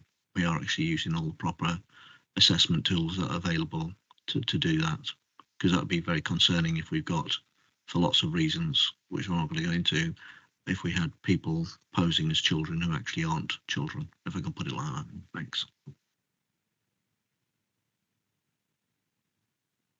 I think we are sort of applying the guidance in the way that we need to, and there is a East Midlands partnership that is working with the Home Office on that, and also on kind of the funding situation as well. In terms of the detail around what level of concern we may have around children, presenting children that may not be, I haven't got the details on that, but if we can come back to you with some further information once we've spoken to the service, that would help. Okay, Mr. Hunt.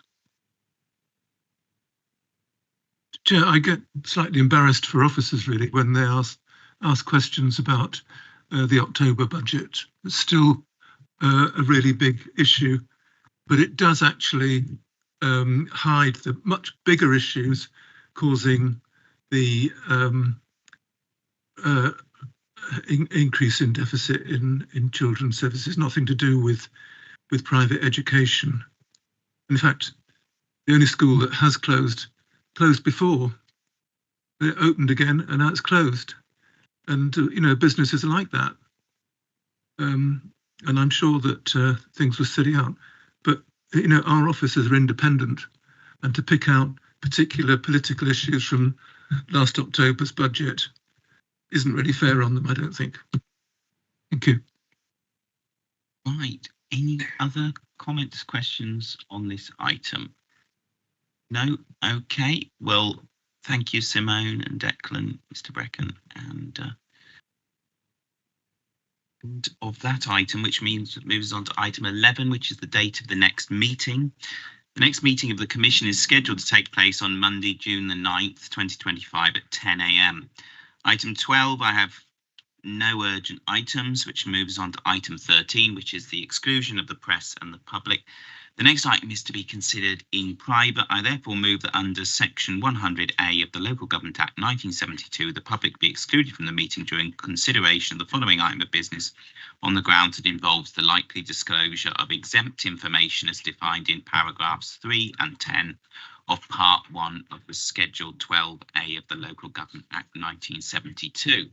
Is that agreed? Okay, if we